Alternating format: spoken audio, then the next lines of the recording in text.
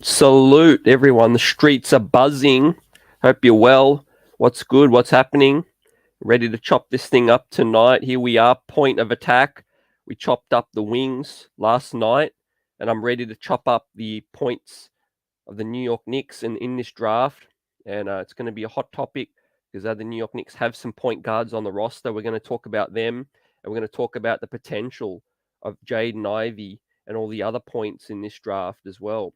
And we'll compare the rankings. We'll go through the stats, the breakdowns, and of course, we'll look at my big board 1.0 as we approach the lottery, ladies and gentlemen. Just a couple of sleeps away. I'm getting excited. It's our time. And a salute to the chat. Lily Phillips, salute. Already up in here, strong. Kaiser Soze, appreciate you. And Drew, yep, smash that like button, subscribe. We here. Geraldine, salute. What's good, fam? What's good? How was your day? Prometheus, salute. Montero, yep, we're going to chop him up. And Dyson Daniels as well. We chopped up Dyson in the wings last night, but he's also a point guard as well. So we'll talk a bit about Dyson Daniels tonight. And that's a tap. Yep, IQ, Deuce, Rose, Rokas. If we don't get Ivy, ready to stay pat as well. There's a lot of options for the New York Knicks. But we're going to get into it without further ado.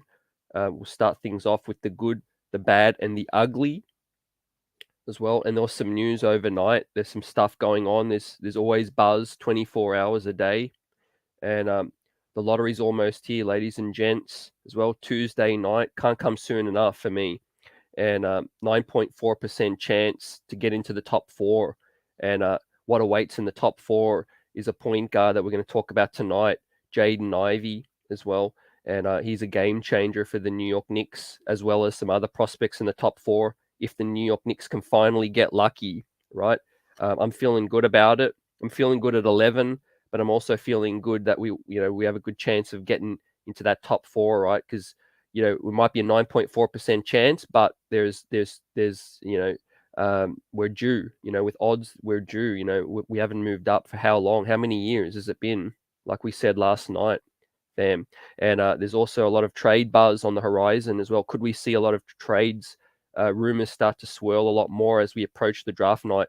The New York Knicks have a huge logjam to clear up, and a lot of veterans, and the New York Knicks need to make a decision on who they're going to, clear a space for as well. And there was some trades, like we talked briefly last night.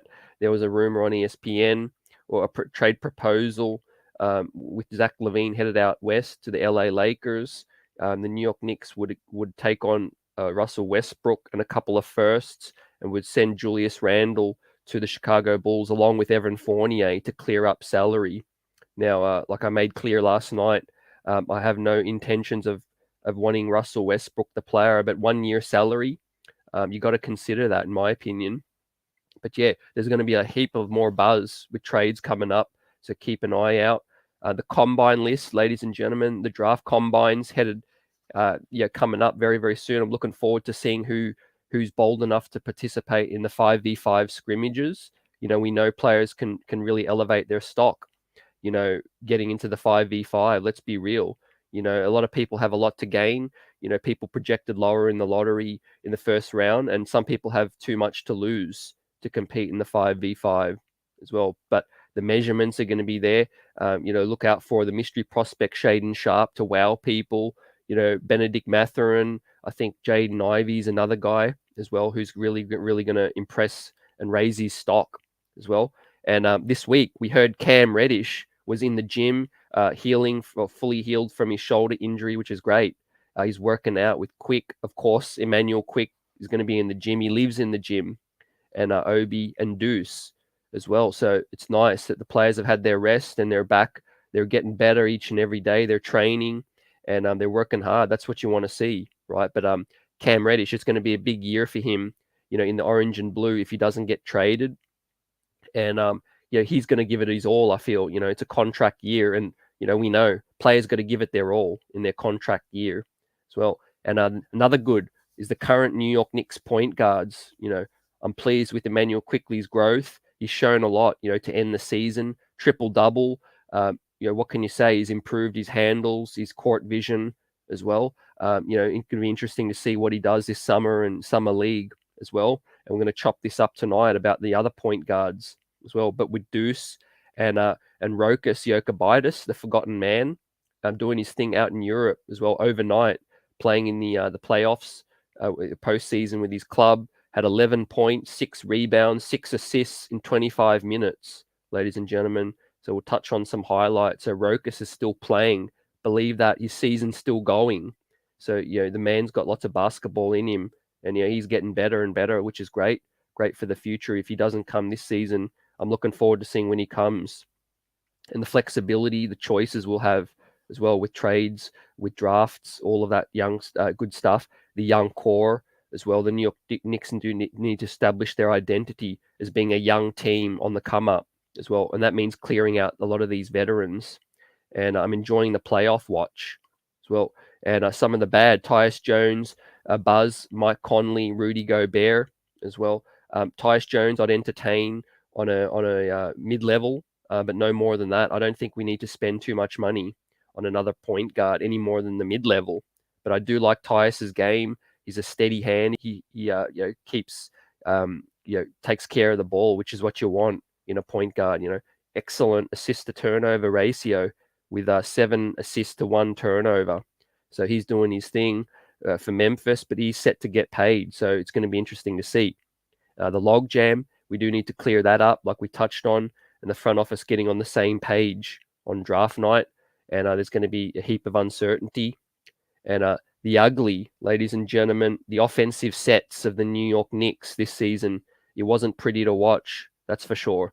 And for me, Tom Thibodeau, like we touched on last night with Geraldine's question about, do the Knicks need to hire more assistants and an offensive coordinator?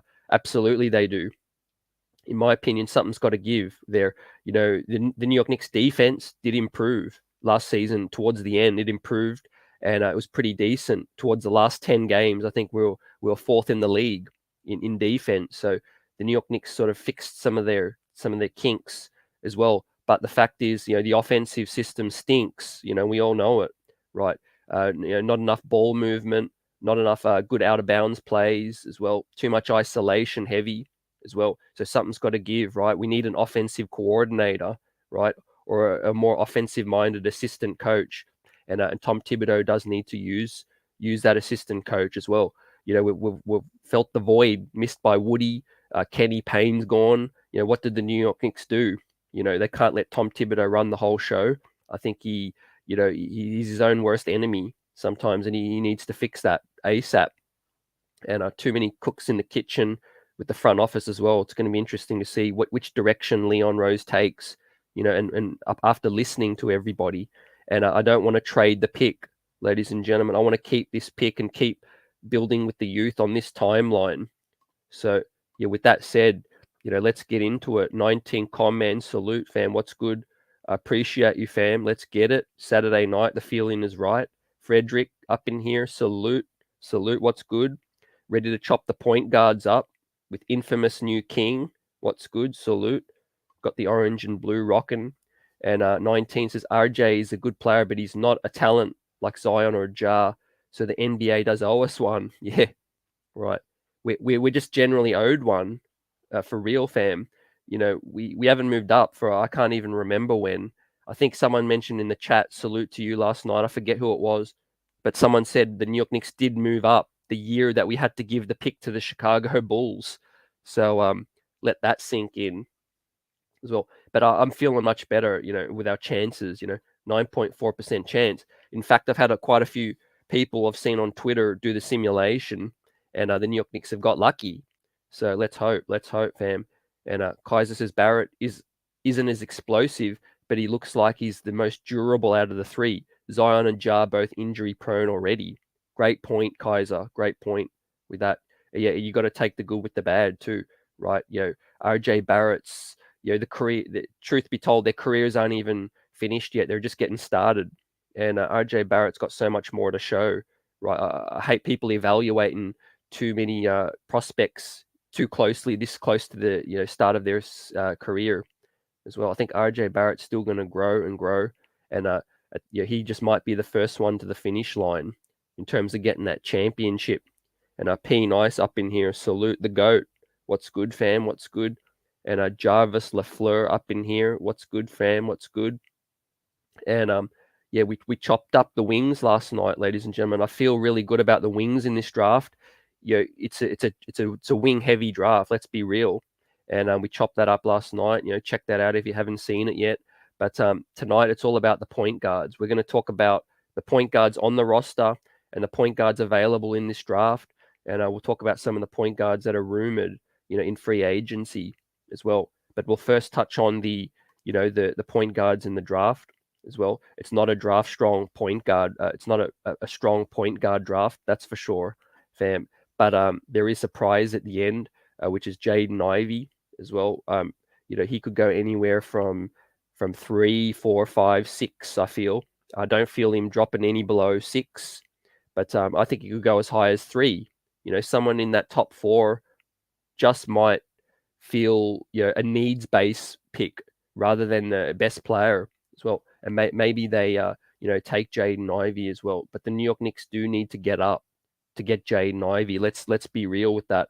There's no way he slips to 11. So it's either the New York Knicks get lucky or they trade up as well. And Parish Duggar in the house, salute. It's funny, if we move up, we'd be replacing someone we really need to see get their chance.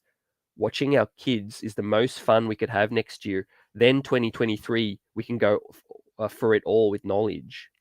Yeah, I can agree. It'd be funny. It'd definitely be funny and bittersweet, fam, in a way.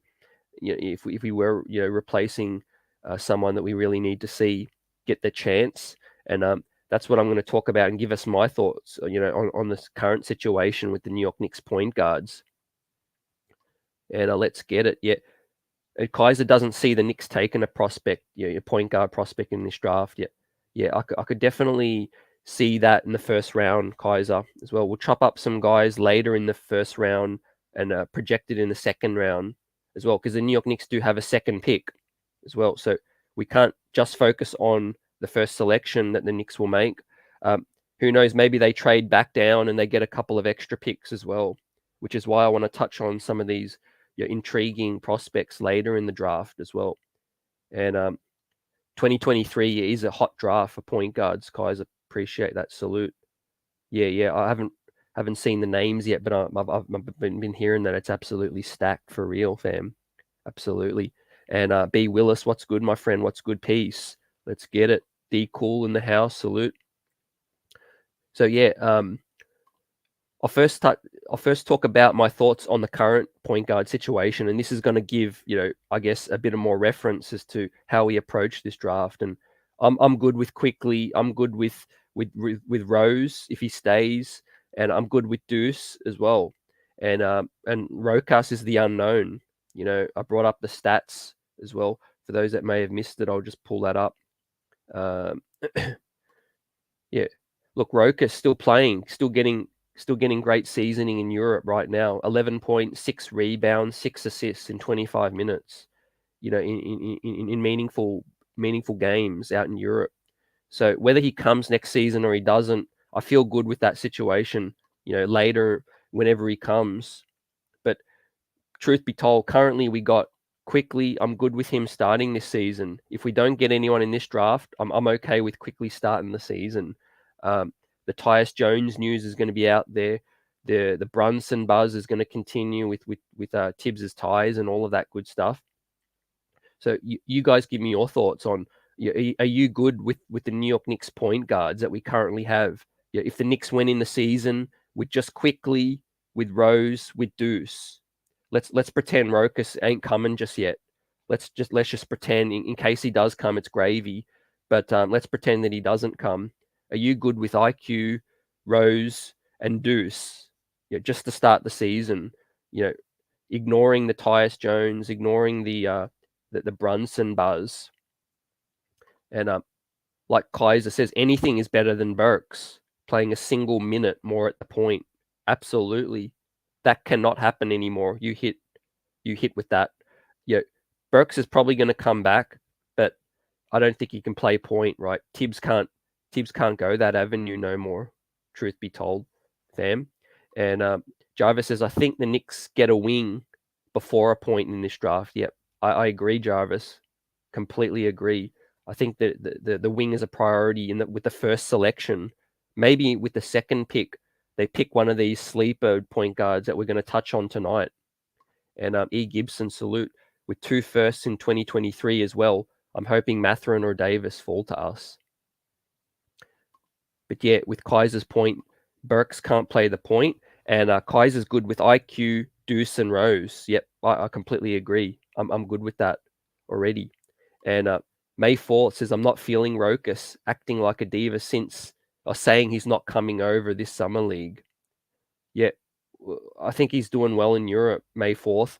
I think, I don't know about the diva situation. Maybe you're right. Maybe he looked at this season, what went on with Deuce not getting too many minutes. And maybe he feels like his game ain't ready yet. There's nothing wrong with that. I think if the player thinks their game ain't ready yet, stay in Europe. I'm good with that. He'll be a nice trade. You throw in option in a trade or something if we keep his rights. But yeah, Rod says, are they listing Ivey as a shooting guard or a point guard? Yeah, appreciate it. Good question, Rod. So Tankathon got him listed as a shooting guard. Yeah, got him listed as a shooting guard, 6'4". And with that said, let's bring up the first profile while we get through the comments. But yeah, there you see, Jaden Ivey, 6'4", good size, 200 pounds, sophomore, 20 years of age, and he's per 36, was 19 points, 5 boards, 3.5 assists, 0.6 blocks, and 1 steal. And his game, it exudes just aggression, elite burst, speed in transition. He gets up and down the court like a flash. Aggressive on offense as well. Penetration. We know Tom Thibodeau loves penetration, pause, and finishing as well. And he needs development though as a playmaker. So that's critical with Rod's point here.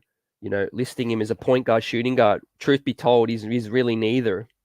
If you ask me, he's really neither. He's a combo guard that can play point and shooting as well. So yeah, he's got some weaknesses. Playmaking definitely was a little bit exposed in the tourney. But yeah, Parrish, as a point guard is mainly for understanding how to get us organized and get us good shots. I think we do get plenty of good open shots for this team. I think we just miss too many. Yeah, in the half court set, Tom Thibodeau loves the half court set, Parrish, and you hit the nail with, it's critical getting dudes organized, and I need a point guard that's able to wave Julius Randle off or delay the inbound pass if a dude ain't in the right situation, right? We've been struggling with a point guard to organize us, for so long. Elfrid Payton wasn't good at finding the open man, and IQ's getting better and better. To me, IQ's made the huge leap, fam. Same. Let's draft best player available and build the roster. Some of these contracts expire, says E. Yep. Yeah, facts. P nice. Trade D Rose. I think that's a logical thing to clear up some more minutes as well, fam. I think it's likely D Rose comes back at the start of this season, but hey, nothing would surprise me. P nice, but I do think the Knicks should explore a trade for D Rose. Yeah, absolutely. It just makes sense. Get his money off the books, get him to a good situation, and Lionel, salute, fam. Please, Leon Rose, get rid of Randall for the right situation. Lionel, I think they're definitely looking at it. They're looking at all things, man, on the table this offseason. And let's see what they do. I think they bring Randall back into the training camp. They continue to explore deals. But maybe there's a 30, 40% chance on draft night. Maybe, Rod. Maybe they do get a trade that they really, really like. And Kaiser says, arguably, if we got to pick that high to get Ivy, I would rather take Jabari Smith if available or take Shaden Sharp. You know what? I'm glad you mentioned that too, because obviously if we don't make that trade to move up, or we make the trade to move up or get lucky in the lottery, we have a choice to get other players as well. So it's up to the front office, everyone, that whether they decide that Jaden Ivey is just a must need for this team. But I don't think they feel like it's a must need with Quickly here. I think they're super high on Quickly. And B Willis says, we are one of the shortest teams in the league. We need length on our team or else get smoked on the glass again. Yeah, B, you're on point with that. And I think the New York Knicks will take a lengthy wing in this draft, like we chopped up last night. I think it's Dyson Daniels. So far, it's Sohan, it's Malachi Branham, or it's Tari Eason leading in the clubhouse at this point in time. I feel like it. Maybe Johnny Davis if he slips in the clubhouse, I think. And Cash Out James, salute, fam. What's good? And Uncle Folio, Josh in the building. Salute. Versatile big is what I would look at 11. A nice depth rotation piece. We need to hit, Josh. We need, in terms of a player we draft, we need them to be able to contribute and be around for a long time. Even if they don't have a really high ceiling but a high floor, I think the New York Knicks still can't go wrong with the 11th pick and finding a nice depth piece this season, right? A guy that can defend and play a role. A two-way guy, obviously, as well. Two-way guys. We have quite a few on this roster already with RJ and Quickly. And I think it would be smart for the New York Knicks to continue to add to that.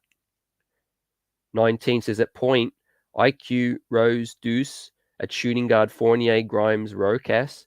Small forward, RJ, Cam, Christian, Braun at the power forward. And Randall, Obi, and Sohan. 19 hitting with that. I'm okay with the point guard rotation, the shooting guard rotation as well.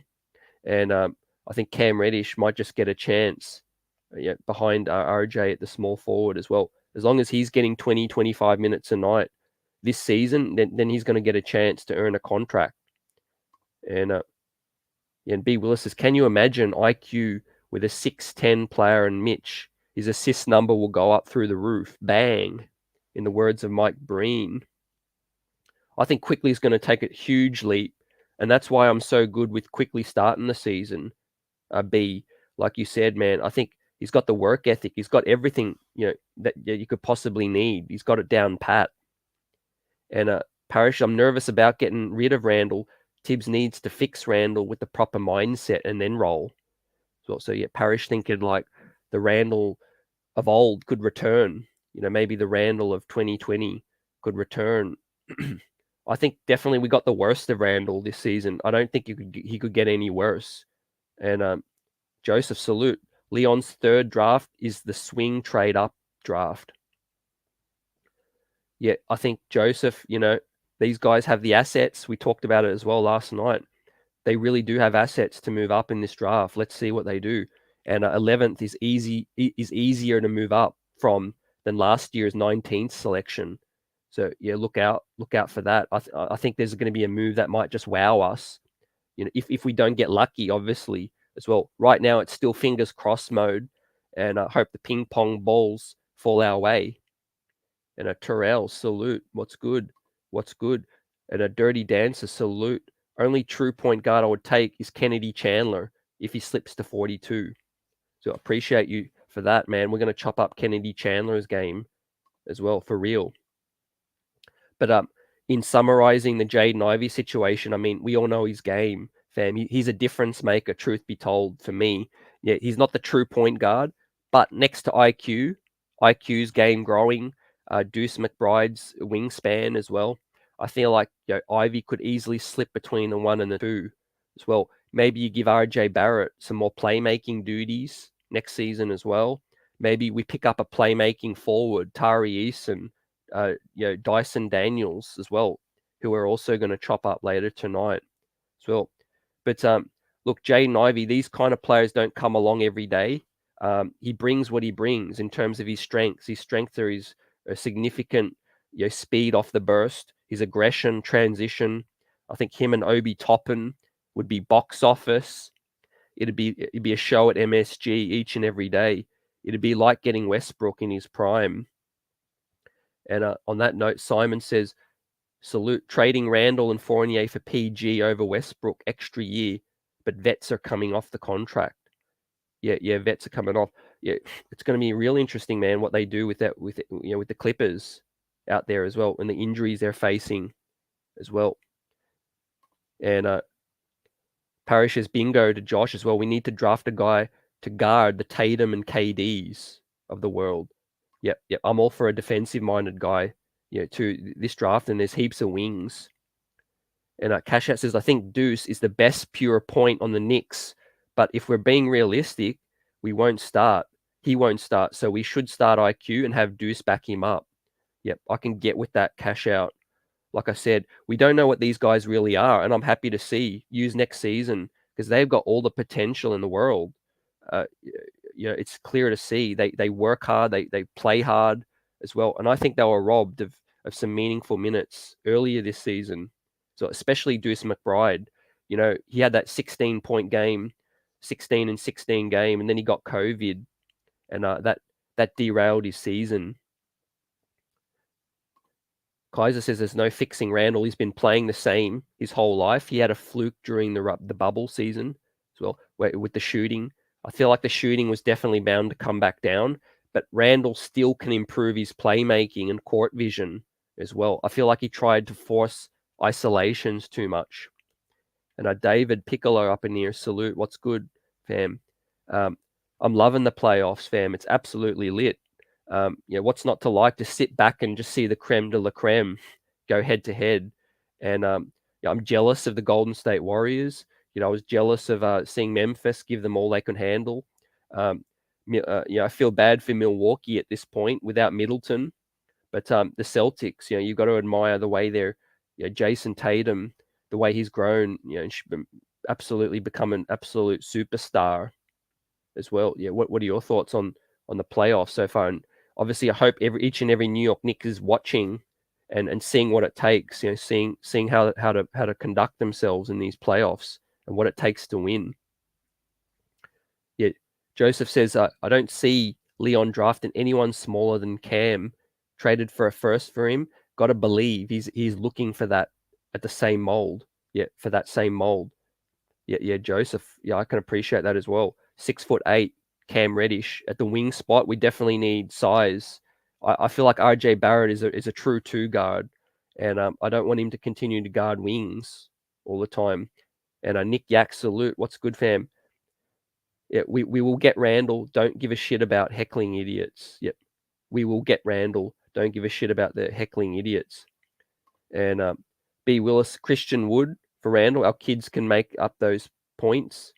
Yeah, Christian Wood can bring some offense. He can shoot it. He can stretch the floor, and he's looking for a new home. definitely. He's on the way out, I think, in Houston, fam. And 19 says Sohan is a power forward slash a small forward. He grew an inch. He's now 6'10", 230, and now he can guard the 1 to 5, and he's a developing jump shot. Yeah, he's developing a jumper as well. Yeah, Jeremy Sohan is one of my top 3 wings in this draft, available at 11 for the New York Knicks, fam, like we chopped up last night. But yeah, with Jaden Ivey, yeah, we'll monitor what happens on Tuesday night. But yeah, he is the creme de la creme in terms of the Knicks potentially drafting a guard, a point guard, combo guard, whatever mold he fits into. He's definitely able to run a team.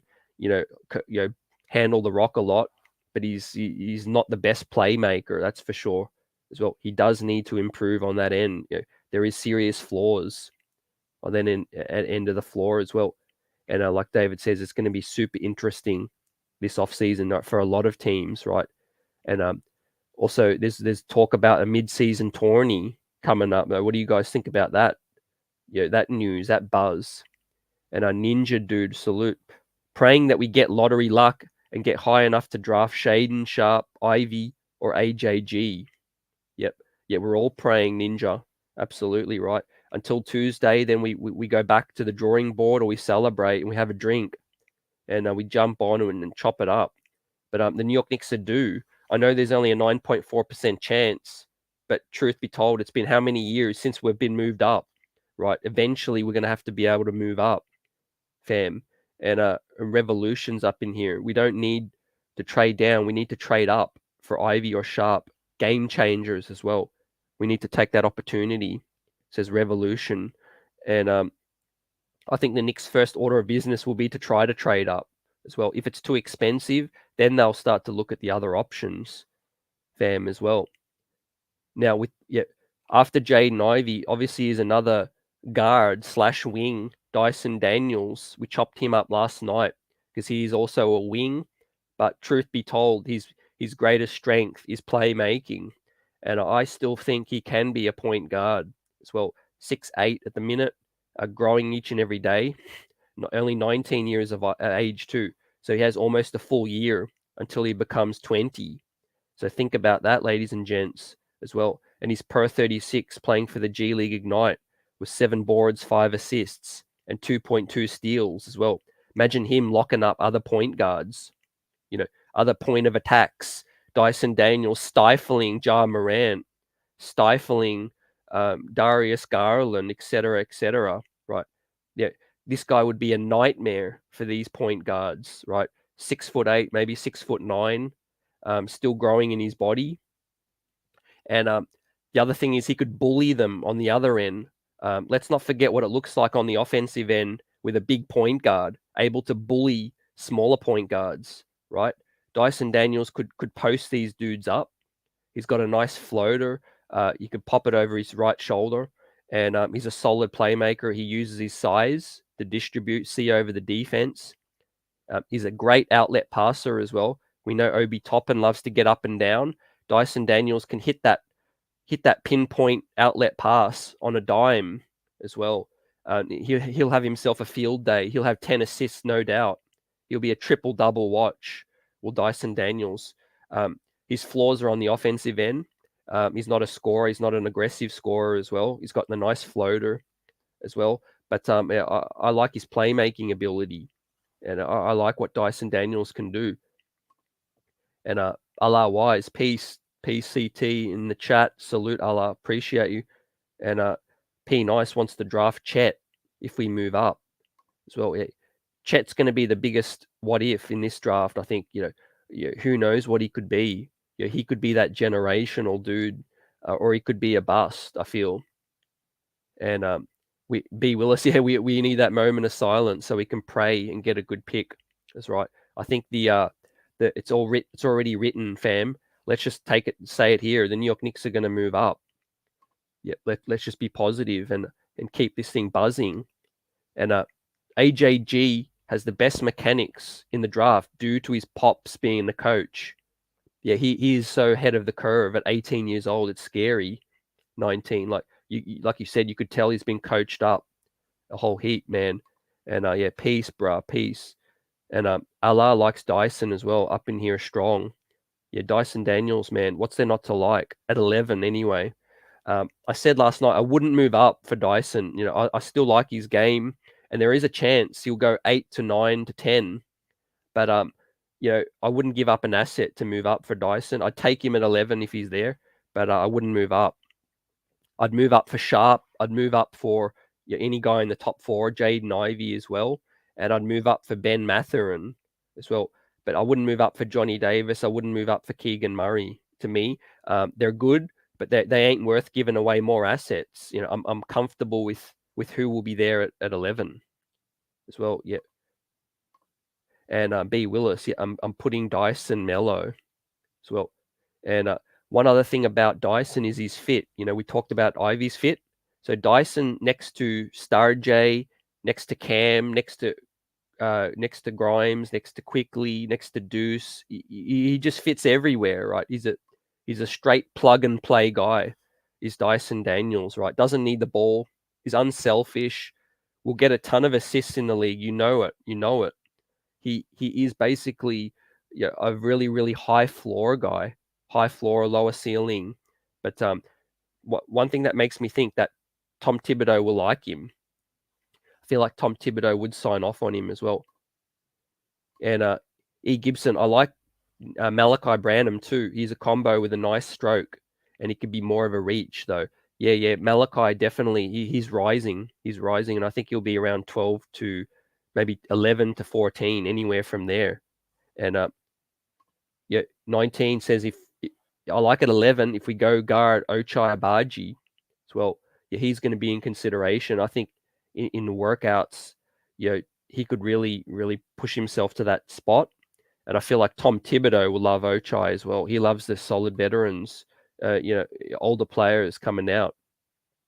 Yeah, Dyson on that point mellow, that will be a good matchup. Yeah, fam, exactly. That'd be crazy size, right? Going back and forth with that situation. Yeah, good point. And Jarvis says, CT, I'm trying to learn more about these prospects. If we pick at 11, I could see Dyson Daniels, AJ Griffin, Tari Eason, Jeremy Sohan, Malachi Branham, or Ben Mathurin if he falls. Yep, you're on point, Jarvis. Yep, absolutely, you're on point. And in terms of our first round pick, if we don't move back down, it's either Jaden Ivey or Dyson Daniels as a point guard option for me. But everyone else, in terms of those wings, are on point. Absolutely. Joseph says, is Ivey better than Jalen Suggs? Feel like Suggs had better draft profile last year. Hard to say who. It is really hard to say who. Jalen Suggs, the better pure point guard. Absolutely, the better pure point guard. But Jaden Ivey, his intangibles, his speed, his burst, all of that, the excitement that he could offer us, I feel like he would fit so well next to Quickly. What are your thoughts on Ivey next to Quickly? Even next to RJ. RJ loves to get up and down. He's a bully, and he's going to eat at the line this season coming up. And of course, Obi, getting up and down with Obi. I mean, man, it'd be party town if we got up and got Jaden Ivey. But also to the chat's point, you'd have to heavily consider Shaden Sharp and also Benny Mathurin if you did get up. You'd get higher in the draft. Jabari Smith as well. And Fabian Salute. Dyson reminds me of Ben Simmons, but with more offense. Yep. Yeah, definitely. I could see that. Definitely. Less flashier than Ben Simmons, I feel. Ben Simmons came in with a bit more flash, but Dyson is as good of a passer as Ben, and also better offense at this point, I think. Yeah, you definitely can stroke it better as well. Yeah, good comment on that, fam. And 19, Agbaji was one of the top perimeter defenders too. Yep, I'm not sleeping on Agbaji, that's for sure. He could really get into it. He could really get into it, fam. And Suggs is getting no burn in Orlando. They shouldn't have drafted him. Yeah, that's interesting you say, Kaiser, too. Orlando and OKC, they're two teams that I could see really flirting with a trade because they've got a glut. OKC have got a huge glut. And Look at OKC's picks: pick 4, pick 12, pick 30, and there's even a chance if OKC's 12th pick moves up, there's a chance that they could end up with 2 picks in the top 4, which is absolutely crazy talk. Absolutely crazy talk. What OKC might be able to do. They have such a glut right now. Maybe we can steal Giddy, SGA, or Trey Mann and get our point guard that away. And Dirty Dancer, we just need a couple of teams to reach on guys like Gorgie, Usman Dieng and Jalen Duren, and then we can get a really good player. Yep, yeah, I'm with you on that too. All it takes is Jalen Duren to enter the top 10. Usman Dieng as well, and that's going to push maybe Johnny Davis, Dyson, AJG, Mathurin. It's going to push one of them down to 11, absolutely, like you said. And Jarvis with the honorable mentions, Johnny Davis or Ochai, and we're not satisfied with our guard situation. And Jerry Fitz in the building, salute. Knicks front office sitting on a couple of big moves. In my opinion, Knicks will trade this pick as well. Wouldn't be surprised, Jerry. Wouldn't be surprised. Given my thoughts, I prefer the Knicks to make a pick. I do, just because of the timeline and building through the youth. Yeah, I think a lot can be said for a dude that's on a rookie deal, right? That's how Golden State were able to build a dynasty so much. When you have guys under cost control for 4 or 5 years, soon we're going to have to pay RJ. We might pay Mitch. We might have to pay Cam. And Obi Toppin, they might have to pay him, and quickly by that time. It's going to help to have another young player on a cost-friendly deal as well. So, yeah, the bigger hunting we go, the more the salary goes up. And, we got defense, but we do need buckets as well. Yeah, our D wasn't too bad. We definitely need to get better in that department. And that's what I said with Dyson Daniels. He gives you a bit of everything, truth be told. And he hasn't even reached close to his ceiling, right? He's young, 19 years of age. He played 1 season in the G League Ignite, and he's still growing into his body. He's still learning his offense. He shot over 40% from 3 in the last 5-10 games, I think it was. So his catch and shoot ability, his shooting is coming a really long way for Dyson Daniels. All it could take is the San Antonio Spurs, maybe some other team, to be so intrigued by his upside that they just take a huge swing, And Cash Out says Leon drafted Obi. That was his first pick as the Knicks prez. That's why I think Randall will be traded, and we will draft Sohan. Well, yeah, I can see that happening. Cash Out long term. Absolutely, I could see that too. I could see Randall going, if it's not in this off season, throughout the season or next season. Well, I just don't see him playing out the 5 years. And Kaiser, I wonder if Portland would be open to trading to build around Dame by acquiring a vet like Randall. They need to use their picks to try to get deep in the playoffs. I don't see them trading Dame. Yeah, I don't see them trading Dame either.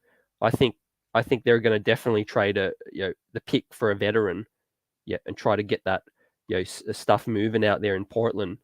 And P nice Cam. Yep, Cam's talented. Yep, he's a huge tease at the moment. Let's hope he stays healthy. Let's hope that Tom Tibbs either gets the orders to play him or wants to play him. And Tom, salute from Huntington. Appreciate you. I think we drafted the 4 this year, so I'm taking Ivy, any stretch 5s we can get. Yeah, nice call there. I also think we got a good chance of moving up as well. Let's hope. And it's interesting. Yeah, you take Ivy. Yeah, wouldn't be mad at that at all. That's a game-changing move for this franchise. Yeah, I'd be excited to see him with Obi and IQ, RJ get up and down, and Mitch if Mitch stays around. And in terms of any stretch 5s, we definitely need a stretch 5. I think there's a couple of guys projected later first round, into the second round as well. I'll be doing another center show, and we'll break that down. But I'm not 100% sure on their ability to stretch the floor. When I talk about Christian Koloko, Walker Kessler, etc. Jalen Duran's awfully raw at the moment, but let's see what we can do. And like Jarvis says, yeah, we definitely do need to keep an eye on the center market. I hope Jericho Sims sticks around. That's for sure. And Joseph says no one on our roster has elite handles to create space or a blow by. We need a Tatum or Brown like dribble. Who's that guy in this draft that dribble like that? Yep. Hey, there's a couple of wings, fam. There is first and foremost there is Ben Mathurin as well. Malachi Branham. I feel like Malachi Branham is that kind of guy. He has a slithery touch, a great dribble. He can get in and out. He can pull up as well. So yeah, look out for those guys. I feel like, in fact, Ben Mathurin has a very Jaylen Brown type game. Yeah, and Simon says Ivey's a speeding bullet like Jar at the point. Trade up for him for sure. Top 7 teams should be interested in Randall. Orlando trade for Isaac. Yeah, appreciate that. Yeah. When it was the last time the New York Knicks had a point that could handle the rock like Ivey and get up and down, put in maximum pressure on the opposing teams, right? That would be so exciting to see. And then the kickouts would be there for Grimes, kick out threes for Evan Fournier.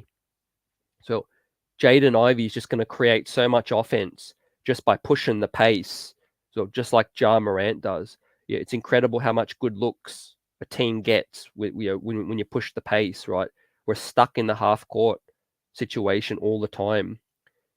And yeah, Tom says, yeah, where would Cam Reddish go in this draft? Yeah, he could go top 5. Could Cam Reddish in this draft? Like Sherwin said last night as well. The buzz Cam Reddish had out of Duke. I think Cam Reddish could go top 5 in this draft as well. And Kaiser says, I don't know why people keep saying that Cam is the most talented when he hasn't shown it the whole time he's been in the NBA. He's only slightly better than Knox to me, unless he proves he had it. Yeah, it's definitely up and down for Cam. Yeah, in a lot of people's eyes, he needs to be consistent. He needs to put it together. The talent is there. It's absolute clear to see in flashes, but consistency. He needs to do it more. And Randall and 11 for pick 6 and filler could possibly be Yeah, that's possible. That's the trade we've talked about at length, Dirty. I think whether or not Portland want Julius Randle or not, but yeah, it makes sense if they're trying to get a vet. And yeah, we could certainly give them Julius Randle and pick 11 for pick 6 and some filler as well. That'd be nice, to get a Shaedon Sharpe, Ben Mathurin, or Jaden Ivey as well. P Nice says trade Fournier to the Pacers. Miles Turner up in here as well. Yep, another stretch 5 option. Let's see what happens with Mitch, fam. What money are you giving Mitch? It's interesting. You give Mitch 15 mil. Miles Turner's making what? I think he's making 18 or 20 as well. So yeah, it's definitely a big question mark with the center spot. And Jerry says Randall will be here 100%. Not even an issue. Yeah, I could see that. I could see them being so loyal to Randall as well and wanting to turn this thing around, at least maybe repair some value. And yeah, Christian Koloko will be there when we draft in a second. I like his potential too. Yep, I agree, E. Absolutely. Let's not rule out the fact that the New York Knicks may get more picks as well, ladies and gents. I feel like the New York Knicks may just get some more picks up in there. They might even move down from 11 to get Ousmane Dieng or Jeremy Sohan or Ochai Agbaji, one of those wings in the teens, and then they might just pick up another pick with the 25th spot. The New York Knicks have had a lot of luck drafting with the 25th spot. And Fabian, the hard thing about the draft is the best available player might not be a position of need for a franchise. So you could see some players climb and fall. So absolutely on point with that. That's going to happen, absolutely. And like we said last night, Jalen Duran is that dude that could blow this draft wide open because there's talk he might go 8. There's talk he might go 10 fam. Like you said, players are definitely going to climb and fall due to the combine and due to workouts as well. Absolutely. And Benny can get wherever he wants on the floor. He's plug and play. Yep, legit plug and play. And Travion Williams is a solid big. Yeah, appreciate that 19. And Josh's Cam is not slightly better than Knox. He's miles ahead of Knox. That is a horrible take. Everyone's giving out their opinions on that situation. Cam's very divisive among the fan base as well. Me, I'm not prepared to evaluate nothing. I just want to see Cam come in here next season and let his play do the talking. It's a contract year for Cam. Truth be told, this could be Cam's NBA, sort of NBA future, ahead of him right now this season. And I hope he stays healthy. I hope he gets that chance, with Tom Thibodeau up in near. And Jarvis says, I wonder if it's worth us using the draft capital on a draft and stash when they barely come or don't get an opportunity. What do you think? Hey, Jarvis, you're on track with the front office thinking. I think their first option will try to get that difference maker. I think there is still a couple of really good plug and play guys at 11 as well.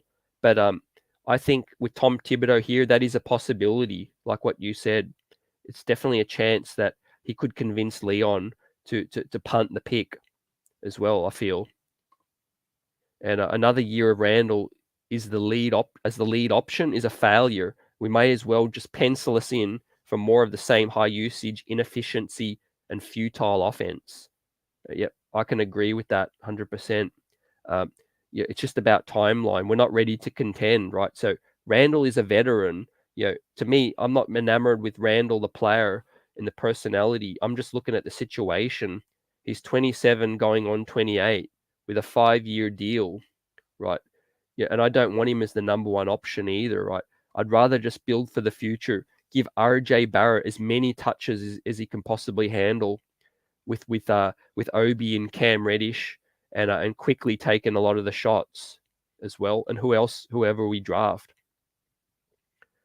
Yeah, 19 says Rokas has the Spurs written all over him. Maybe he's filler in the DeJounte Murray trade. Yep, I think Rokas improving his stock by the day, fam. Like we said, like we chopped up. We got Rokas playing overnight, 11.6 boards, 6 assists in 25 minutes. So he's going to be a dude that people really, really look at in terms of a trade. But yeah, summarizing the second point guard, the second best point guard in this option in this draft, I feel Dyson Daniels. I don't think the Knicks can go wrong with Jaden Ivey or Dyson Daniels as well. Both playmaking potential, secondary ball handlers, could play next to IQ. They could both play off the ball as well. They could both play off the ball. And hey, next guy is as divisive as Cam Reddish and Julius Randle, ladies and gentlemen. Kentucky's own TyTy Washington. Now, there's a meme out there for people that mock TyTy to the Knicks, right? Due to the Kentucky connection, there's always going to be some buzz with TyTy as well. Now, my take on it is TyTy is slightly underrated. Slightly underrated. He had a bad end to the season. He had an ankle injury that didn't help him, and he had an illness with his family as well. So that didn't help TyTy's stock towards the end of the tourney, at the end of the season. But TyTy, truth be told, he's solid. He's probably the most solid. He's probably the top true point guard out of Ivy, Dyson, or himself at 6'3", 185. 20 years of age. Per 36 is 15 points, 4 boards, 4.8 assists, 0.2 blocks, and 1.6 steals. So I got he's a true point. He's got a good feel for the game. Solid in pick and roll action, solid in the mid-range pull-up as well. So he's got a really, really solid mid-range game as well. Something that we haven't had in the point guard spot for a minute. I know IQ's starting to get better at that. But his Knox, TyTy Washington, is not the best athlete. He's quite not long, So he struggles with creation and he struggles with separation. He hasn't got a great burst. So TyTy Washington, what are your thoughts on him? Yeah, he'd be one of the best sort of solid point guards we have in a while, but he's slow. Yep, he's slow with separation. And like Dirty Dancer says, TyTy is slow. And an okay man, salute. TyTy is good, but we already have IQ. Yep, I'm on that same mindset. Right?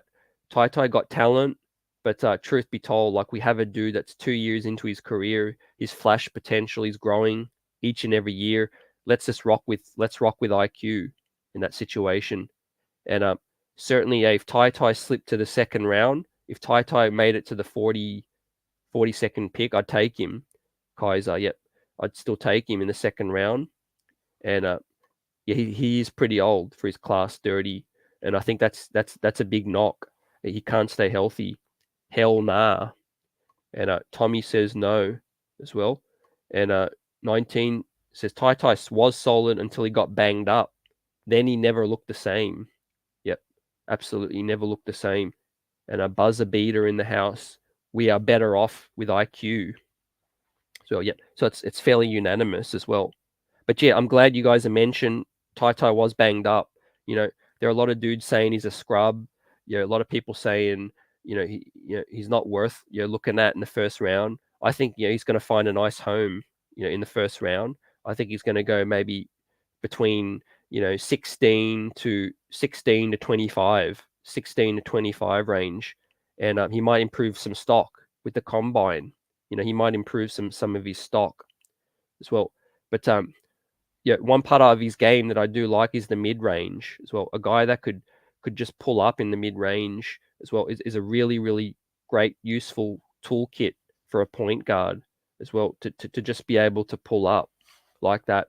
And also solid in the pick and roll, right? Emmanuel quickly still learning the ropes. With the pick and roll situation, I want to see the New York Knicks use the pick and roll a lot more as well. Even if they have Randall, why not use Randall in the pick and roll?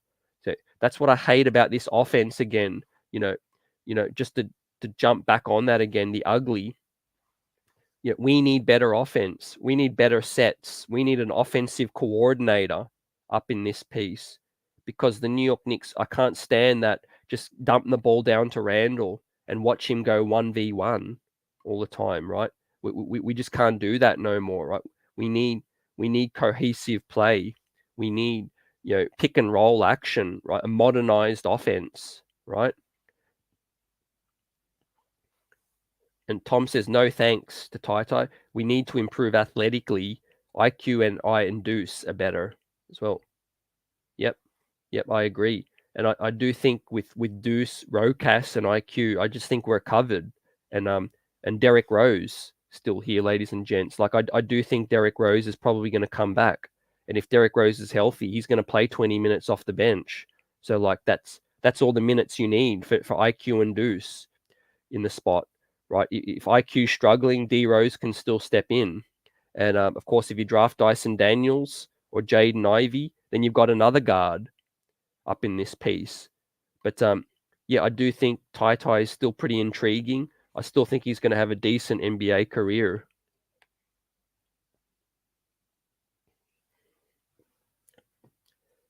And Kaiser says both the young guys we have are better. Yep. Yeah, I do think the guys we got, I'm happy with them. I think they've got what it takes, and I'm willing to just see what those guys have before dipping into another prospect, another point guard that you have to give development to, another point guard that you got to give minutes to as well. Plus, I love IQ on the defensive end. I love Deuce on the defensive end, and TyTy is decent. He can get after it, but he's small. He's pretty small at that point. And 19 says Walker Kessler is close to a stretch 5. Yep. And buzzer beater, what's up with Mitch? Unrestricted free agent. Still no word over whether or not the New York Knicks and Mitch and his agent come to some sort of agreement. I think he's going to wait till July 1st, and then he's going to look at all the teams He's going to look at which team's going to offer him the maximum that he can earn, which is 15 mil for 4 years. And Parrish says, I think Randall and Tibbs saw our success at the end of the season with ball movement and a running style. Hey, I like that point. I'm glad. I hope if that's the case. Because, yeah, there can be no more clogging up the ball movement and sitting there on that isolation play too much, fam. Like B. Willis, our coach, is on an island by himself. Assistant ain't going to do no good. Yeah. And Rokas is similar to TyTy, but a way better shooter. So a way better shooter. So, yeah, I want to see some Rokas, Yeah, I'm intrigued. But, truth be told, I think Rokas is going to play in Europe one more year, or he's going to come in summer league just to flirt with the Knicks, just to see whether his game is good to go. I think he's still open the door still to see if he can come. So let's see. Man. I want to see Rokas in summer league. And Jerry says, I love IQ, but he's a very good backup shooting guard and an emergency third string point. That's his lane. I think he got more potential than that. I do think that's his strength, like you said. But the triple doubles towards the end of the season, and and the way that he played with Obi, I think IQ can still learn. He's a really heady guy as well. But you might be right. He might cap out. He might certainly cap out at that. And I salute Almighty Finesse. What's good? Do you see the Knicks getting a top pick in the draft? Yep. Yeah, I do. I think this is the biggest year we could move up in a long time, and this is the biggest year we could get into the lottery. Lottery luck with the ping pong balls as well. And I do think the Knicks are going to try to trade up. They've got assets. They've got future picks they could dangle. We've got 2 first-round picks next season with Dallas. Maybe they want to go all in on this draft instead. Maybe they want to package some of their 3 second-rounders next season. Maybe they want to package Cam Reddish or Randall and try and move up to that Portland slot. Almighty, I think they could do it. I really think that there's a chance. Yeah, and Dirty says Rokas is shooting near 50% from 3 for the year, but only plays about 15 minutes a game. Yep. Yeah, you're right on point with that. He's shooting the lights out. I think 60% it's at now. But the 15 minutes a game is slightly misleading. It's a 40-minute game in Europe as well. So there's only 10-minute quarters as well. So a lot of the guards split the minutes 20 and 20 between the starting point guard and the other guard as well, because it's a fast-paced game as well. So yeah, 15 minutes. I'd like to see him get a bit more as well. Yeah, let's get it. Salute Jarvis, appreciate it. The chat's absolutely pumping tonight, and salute Ilmatics up in the house, and B Willis. We got about 5 guards. They are all small. Yeah, we definitely need some good size. That's why I think Dyson Daniels would fit real nice. Dyson Daniels would fit real nice with this. Even Ben Mathurin, Johnny Davis, Jaden Ivey still would still take him at 6'4", and I think Rokas is a San Antonio type player. Says Parrish. Yeah, I could see that too, fam. And okay, man, Shaden Sharp is Jalen Green 2.0. He's our guy if we move up. Yeah, Shaden Sharp is that guy, man. Look how high I've got him. I've got him in the 3rd spot. He's smooth on offense. He's just one of those difference makers, I feel. I feel it. And I want Banchero on the Knicks Almighty. So we'd have to clear some space. But I love Banchero's game. Absolutely love it. And Jonathan Green, salute. What's good? And Simon says, I want Rokas coming off the bench. Yep. Let's see. The buyout situation's tricky, fam, as well. Like I've talked about before, Rokas's buyout situation, an NBA team can only contribute 700,000 to a buyout, and the buyout's usually 2 mil. So the player has to contribute the other 1.3 mil out of their own pocket to get out of the contract. So Rokas ain't coming unless he really believes he's going to get burned. He doesn't want no Luca Vildoza situation all over again, right? And if he's winning championships for Barcelona and he's getting paid, he just might want to delay it a little bit longer. And I agree we need better offensive schemes. Our play calling, especially out of the timeout, suck. And at the end of the quarters, yeah, Tom, I agree. And I think Tom Thibodeau's definitely going to be looking at the film all off season. And like the chat's been saying tonight, I feel like Tom Thibodeau is going to come back with some improvements. Let's hope that he's really figured out a way to play faster as well. And what kind of coordinator we get up in here as well, because it's a small coaching staff right now with the voids we got, left by Woody and left by Kenny Payne. We got Johnny Bryant all by his lonesome as well, along with Dice Yoshimoto, and Murray will be on one of the All NBA teams, top 15 talent, won't be moved, and if he was, it would take a boatload. RJ Obi and 3 firsts for starters. He ain't going anywhere, according to Jerry. I think the San Antonio Spurs are the most fascinating situation with DeJounte Murray. San Antonio at 9th. People thinking, will they go center? Yeah, they've got a plethora of wings with Devin Vassell, DeJounte Murray, Keldon Johnson, all of that situation, man. What the Spurs do might just pivot the whole draft. With that said, and ladies and gents, after TyTy, so we chopped up Jaden Ivey, we chopped up Dyson Daniels' potential on the Knicks fit, and TyTy, and then we got another sleeper dude, another dude that's being slightly slept on, is Kennedy Chandler, an undersized point, another undersized point at 6 feet, but 19 years of age.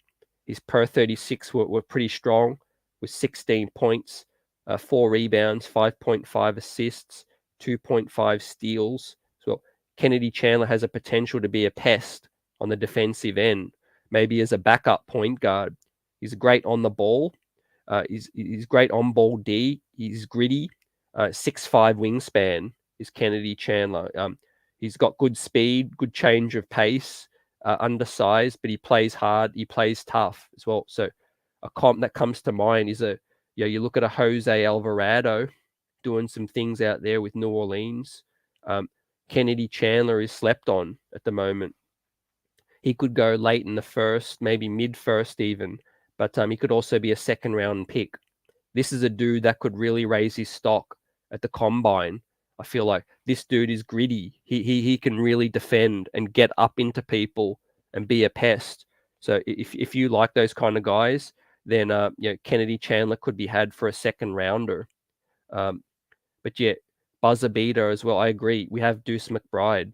Yeah, we have Deuce McBride as well. So I'm good with Deuce. I'm good with Rocas, and I'm good with IQ and Rose to enter this season. And Jonathan says, hey, CT, I wonder what is your thoughts on getting T. Jones from Memphis? Yeah, I really respect his game, Jonathan, and I like the fit with us. I wouldn't be willing to pay any more than the mid-level, so 10 mil. His play out there may have just raised his stock, Jonathan. I feel like, but let's see what the market value is going to be, fam. But I think he's going to get paid.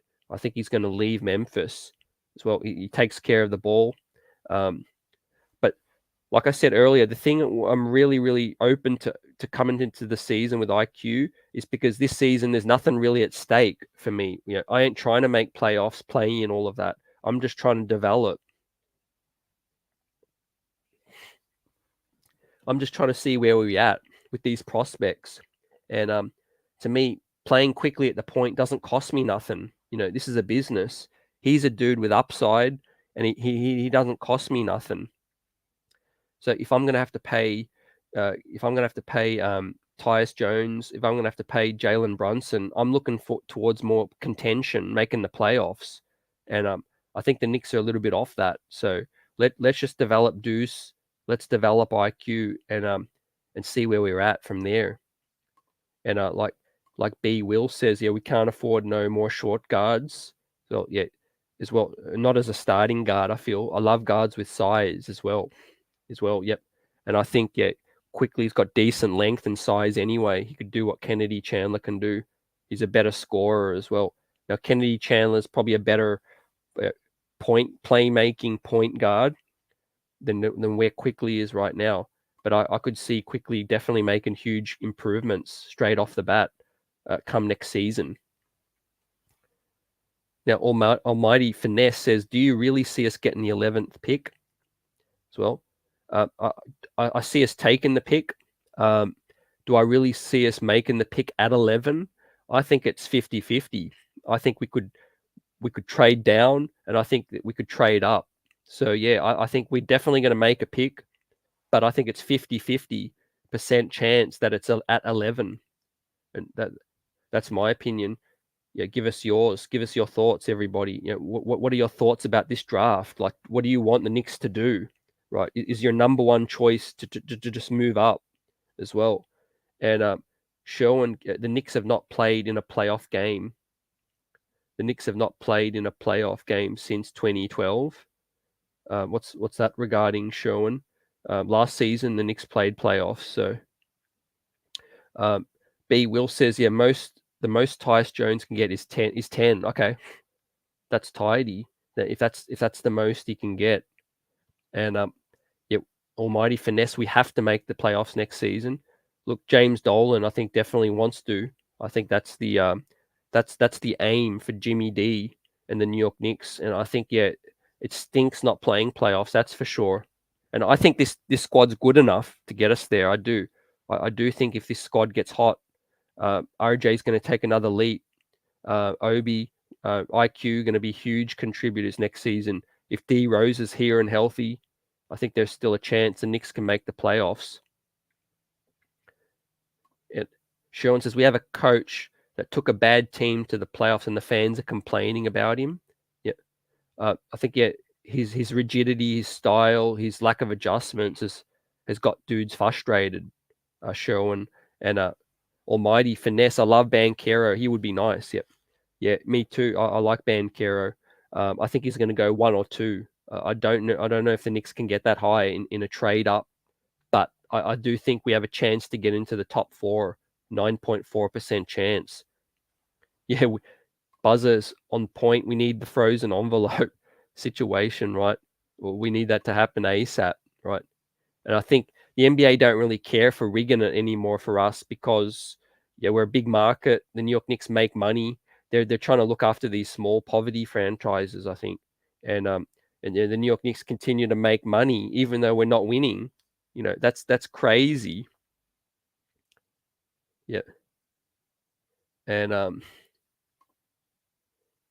P nice trade D Rose to Chicago in a deal for a Zach. Yep, I'm behind that too. Zach LaVine is a dude that I would pivot for. He's not too old, and I think that's that'd be a move where the Knicks do make a rare move in terms of getting a dude in his prime. Yep, and the Knicks have not played in a playoff game since 2012, and Tibbs took a bad team there. Yet in 2021, and now the fans are calling for him to get fired. So Sherwin's rocking with Tom Tibbs all day, and RJ's efficiency has to be better. On point there, Almighty. Absolutely. Yeah, he does. I feel like with better shooting around him as well, he's not going to force too many certain looks as well. I think RJ Barrett's had to force a lot of looks that makes his efficiency down. Banchero is from Seattle and he went to high school at O'Day here in downtown Seattle, close by where I live. I'd pass on him though. LOL. E. Gibson, appreciate that insight up in there. Yeah, look, it just shows how sort of weak the top end of this draft is. I'm not trying to knock no player, but yeah, in previous drafts, a lot of these dudes in the top 4 would be top 15, top 10, top 15 guys on a lot of other drafts as well. So yeah, this ain't the draft to win the lottery, that's for sure. I'd probably trade down if I won the first overall pick. I'd probably trade down to 4, 5, or 6. What about you guys? I feel like 4, 5, or 6 would still get me the dude that I'm looking for. And a D Cool, Abaji, yeah, Keegan or Mark Williams. Well, I like Keegan Murray's game. he's probably the most smoothest offensive player in this draft. And Mark Williams is going to be a hot commodity. I think if he shuts down some gyms, he balls out at the combine as well. Mark Williams can go as high as top 10 as well. That will throw a huge spanner in this draft as well. And P&I, Zach played for Tibbs. Yep, that's facts. That's facts. Yeah, and we do have the best fans in the NBA. Absolutely agree with that. Right, the loyalty, the passion. Just look at us on the streets. Got the streets buzzing after the games on 33rd Avenue as well, 7th Avenue, and Jerry says May 17th, 2013 was the last Knicks playoff game before last year. Yeah, I remember it clearly, right? Absolutely remember that clearly. And look, yeah, it'd be box office, right? The whole league, I think the whole league would be buzzing almighty if the New York Knicks got a top 4 selection. Yeah, mark my words, right? Basketball would be back in New York City, yeah, so to speak. Getting RJ and co some more help, that'd be nice, right? Just the buzz and the excitement would just go to the next level. I feel like if we were able to get a Shaden Sharp or Jaden Ivey with this young squad, right, our young core would be on par with any other young core, I think. And yeah, like E. Gibson says, I think Levine wants to go to out LA, and then Portland's also trying to sign him as well. Yeah, his fit with Dame would be nice. Yeah, facts. Yeah, facts with that. Yeah, Kaiser, we lost in 5 games and got embarrassed. Yeah, Randall was dominating and then donned by John Collins. We don't do anything this year because Tibbs and Randall regressed. Yeah, they regressed too. I think Tom Thibodeau's style takes a lot out of the players as well. Like there's no doubt about that. People have said that in the past, I think. And look, that's his strength can be a weakness as well. He coaches hard each and every game for 82 games. And Keegan Murray only 6'5", all pass. Yeah. I think Keegan Murray 6'8", fam. I think Keegan Murray 6'8". Yeah, 33rd Street. Yeah, appreciate you. Let's get it. And I would trade down this draft and prepare for the 2023 draft for E. Gibson. Yep. Huge eyes on the prize for 2023. 2 first-round picks, our own and Dallas. And then we got 3 second-rounders, E, as well. So you're talking my language now. But also, I do think the Knicks will seriously trade down. I think look at some of these wings. Look at who could be had. Mark Williams, Hardy, Agbaji, Sohan, Jiang could be had in the late teens, mid-teens, right?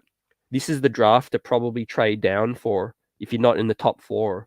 It really is, because the value is so on par with everything else. Yep. And Almighty, Sherwin says, Almighty, the fans that was disrespecting Randall as well. If you're a Randall, what would he have done? So, well, yep, give them the finger. Yeah, to me, it ain't even about that. I'm over the whole finger and the telling the fans where to go. I'm just making it purely about Randall's fit with the team. That's all.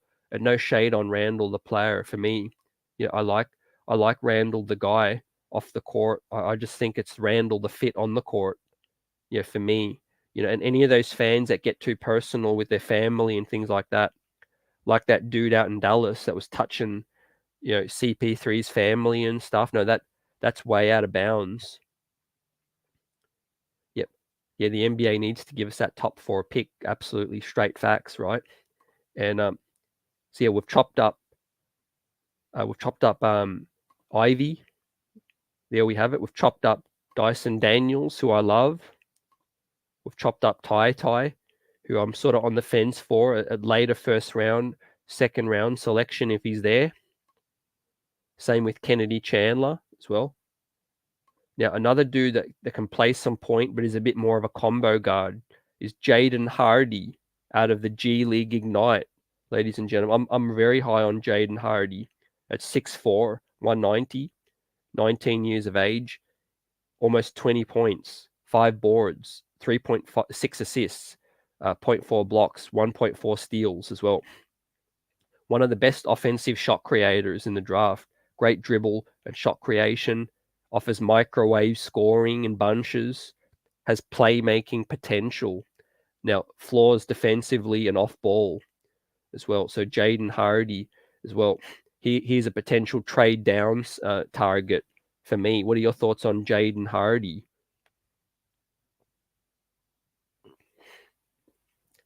Again, I'll make clear, trade down scenario, not picking him at 11. No way. Not picking Jaden Hardy at pick 11, but he, for the potential and what the bang for the buck that you could get in a Jaden Hardy at pick 15, pick 16, something like that could be worth considering as well. He could play next to IQ, next to RJ, and take a lot of the scoring burden off those guys as well. And Jonathan, hey CT, how do you feel about losing Knox for nothing? So I was happy we got Cam. What are your thoughts on losing Mitch for nothing? Because it looks like that's where it's headed. Yep. Yeah, first and foremost, Jonathan, good question. I love the fact that we were able to get Cam for Kevin Knox in that trade. The days were getting closer with Knox's deal expiring, and I was getting worried. It was a bad selection or bad scenario with Knox, bad fit. But I'm glad we're able to get Cam Reddish. With Mitch, I'd be absolutely gutted if we lost Mitch for nothing. It's either sign him or sign and trade. We can't lose Mitch for nothing. We groomed him and we used him for 4 years. It'd be bad business, Jonathan, if we lost Mitch for nothing. And I think there's going to be so many teams interested in Mitch. And I think you're right. It's sort of 50-50 right now.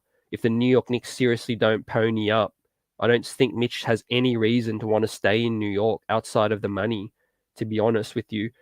He doesn't like the offense with us. He doesn't like the system we run. Forget about New York. Forget about the city.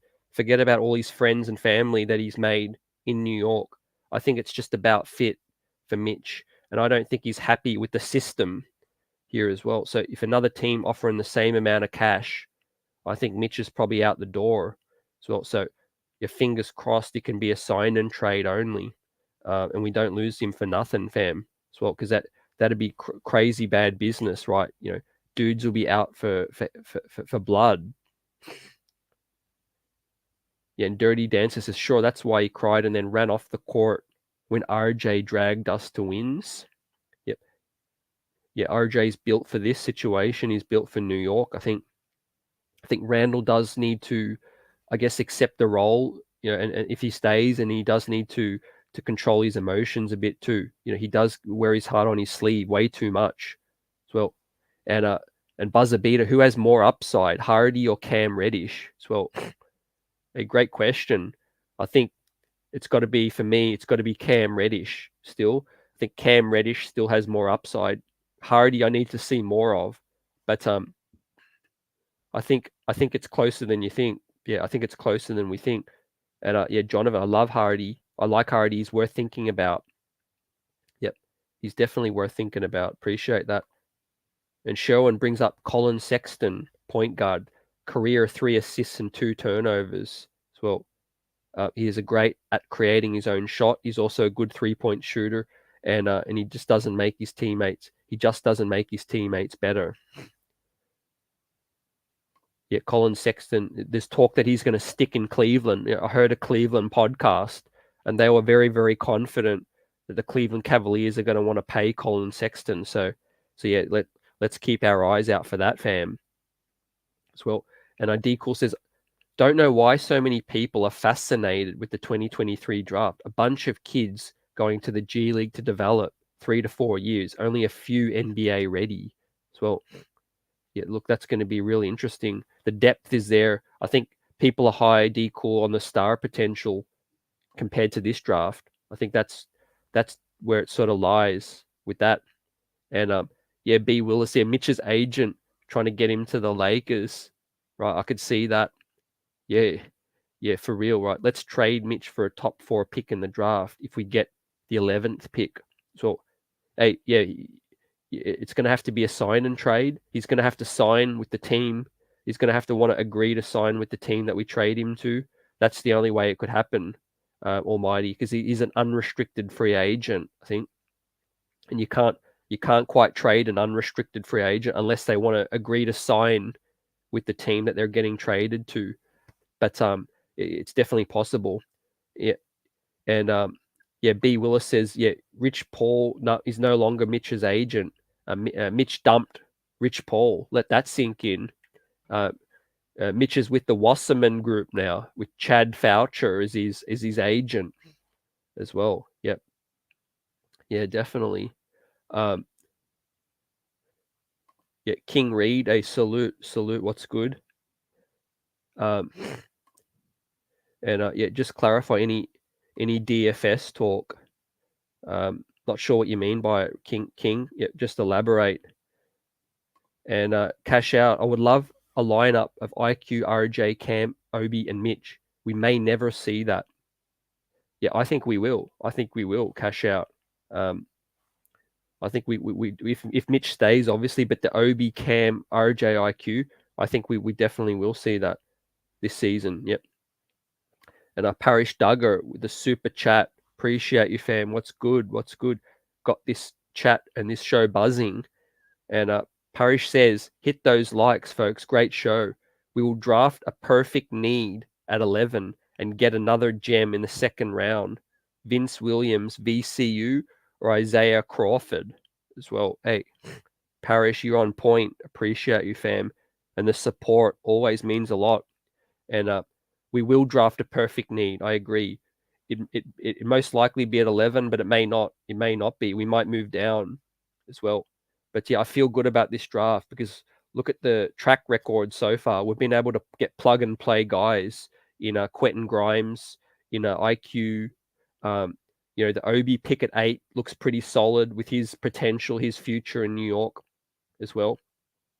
And I appreciate you dropping these jewels on the second round as well. We're obviously going to do a sleeper show as well on the second round picks. Once I've done the whole first round big board, and then I've done wings, point guard, centers, and all of that good stuff, we're going to hit on these second round picks.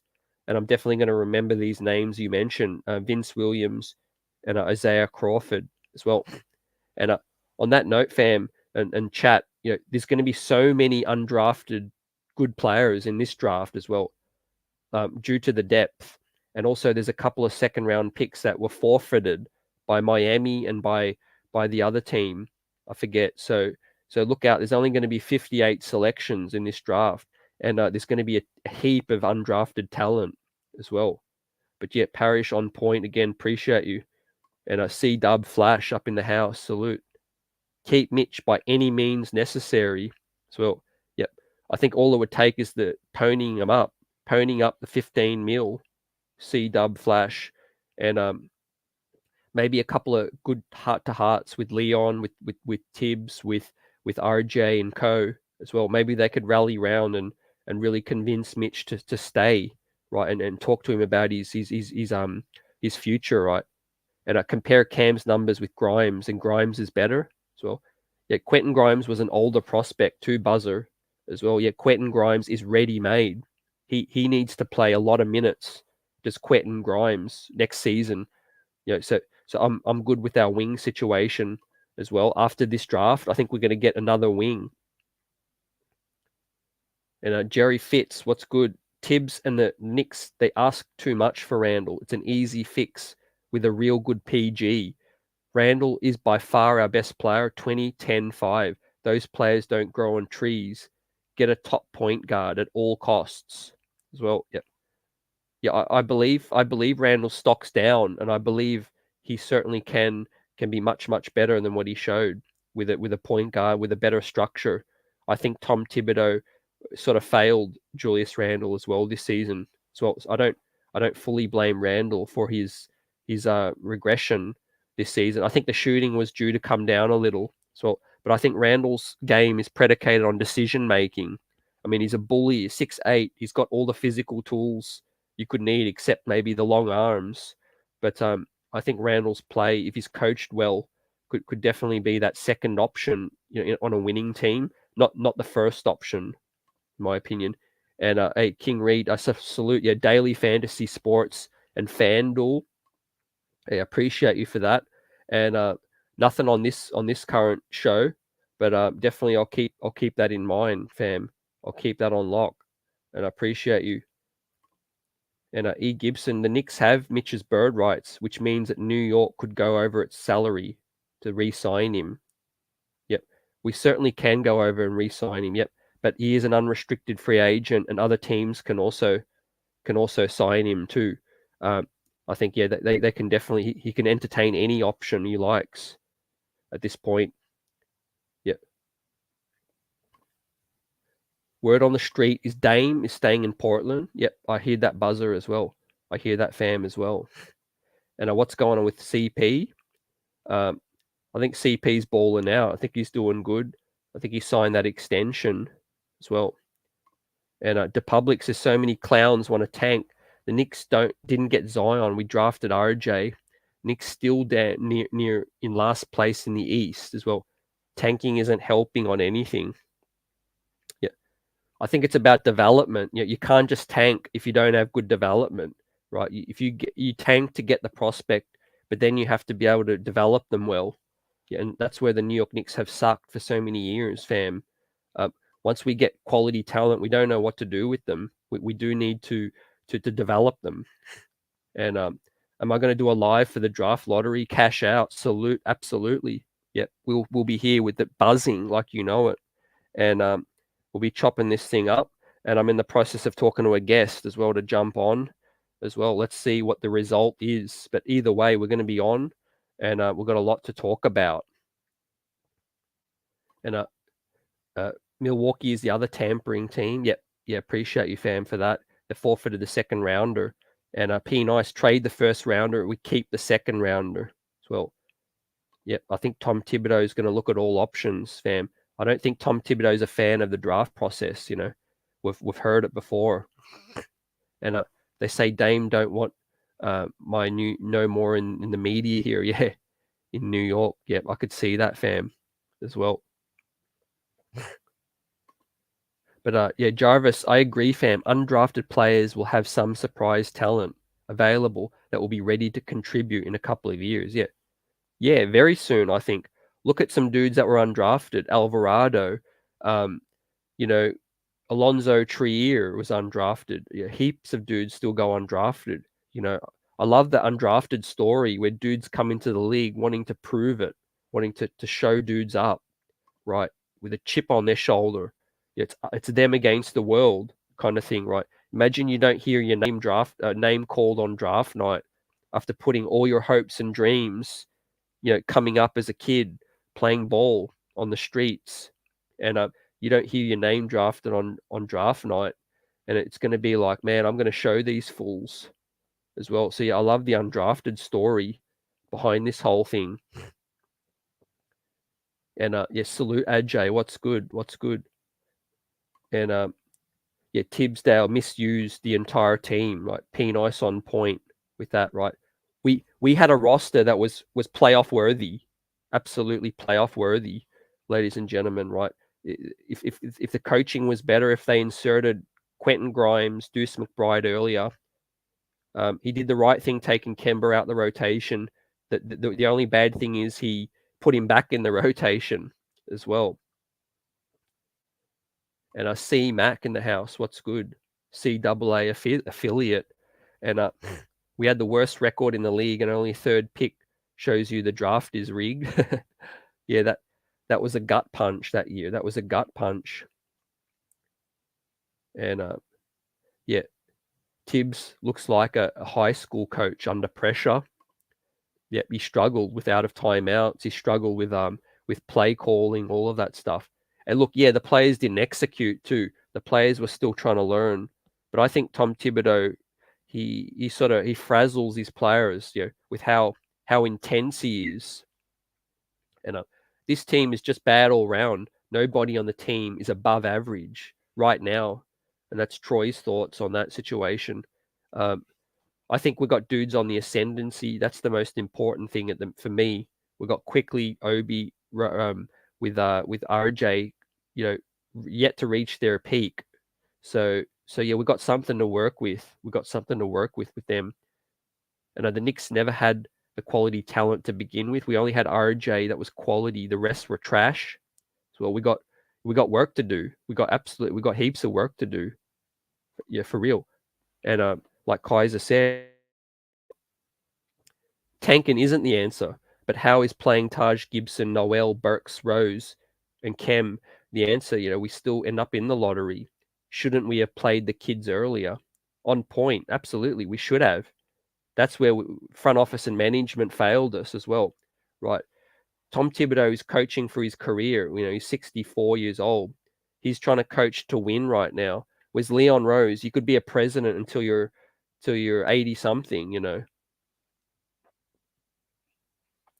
So with that said, Leon Rose should be trying to build this team for the next phase instead of just trying to do short-sighted things. And Simon says Rokas can get shoe deals and other deals out here in the US. The sooner the better. Yeah, I feel you on that. I really feel that Rokas can help. And a la Wise, yeah, Ron Baker, the shot maker, went undrafted as well. Right. The New York Knicks had a knack for picking dudes off the scrap heap as well. Wasn't Jeremy Lin undrafted as well? Undrafted point out of Harvard as well. Palo Alto's own. And people think higher the pick, the better the talent. They forget Kobe was 13, Giannis was 15, Jokic 41. Yeah, like D Cool says. We said last night too, Klay Thompson 11, Kawhi Leonard pick 30. Yeah, the list goes on and on and on. It's about scouting, it's about development. And also culture, like King Reed says, New York need culture at the very top. Right? We need basketball heads that know what they're doing, not suave agents wearing Armani suits and trying to look pretty, just playing up to the media. And that, we need a dude like a basketball head, Pat Riley, Donnie Walsh. I think those guys had us, going in right directions. Unfortunately, it got railroaded as well. And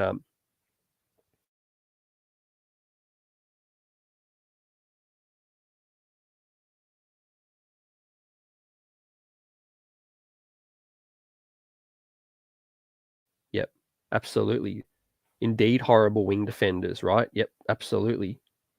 Yep, we do need better D at the wing spot.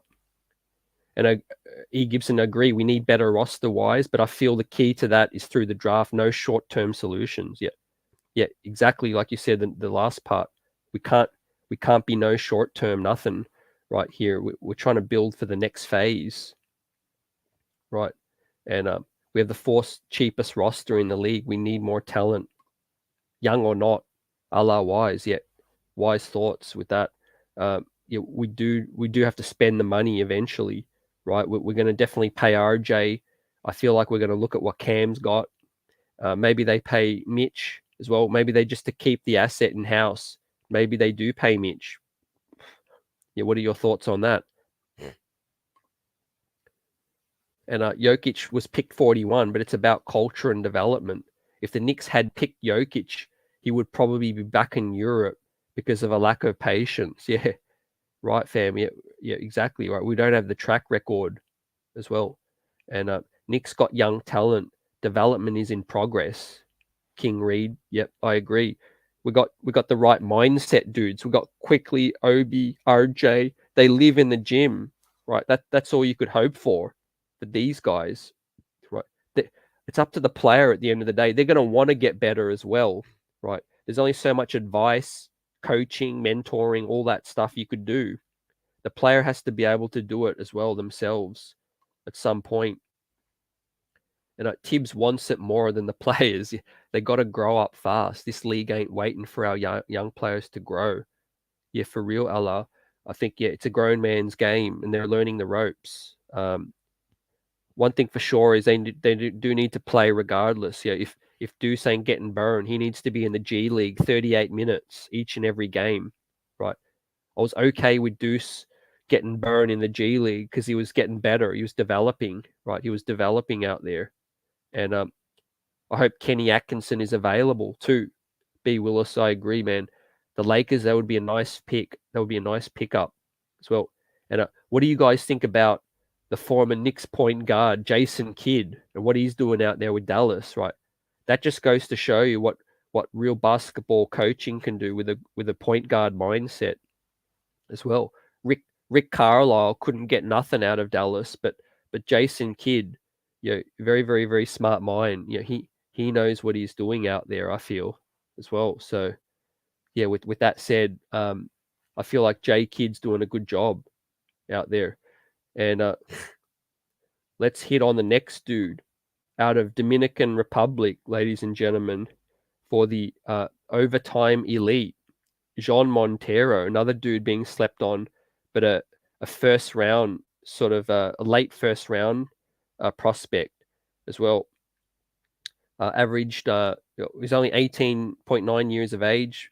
He played in the Nike Hoop Summit as well. Did a decent job showcasing his scoring ability. Another point guard that's a microwave scorer. Good feel for the game. Good feel for running the team and passing as well. He got pull-up scoring ability. Undersized though, and struggles at the rim. Jean Montero, he's a bit thin for mine, and those are his knocks. But Jean Montero is all about fit. He needs to go to a team that's he's got time to develop. I feel like he needs time to develop. He's skinny, but man, does he flash real offensive potential? The pull up scoring is crazy.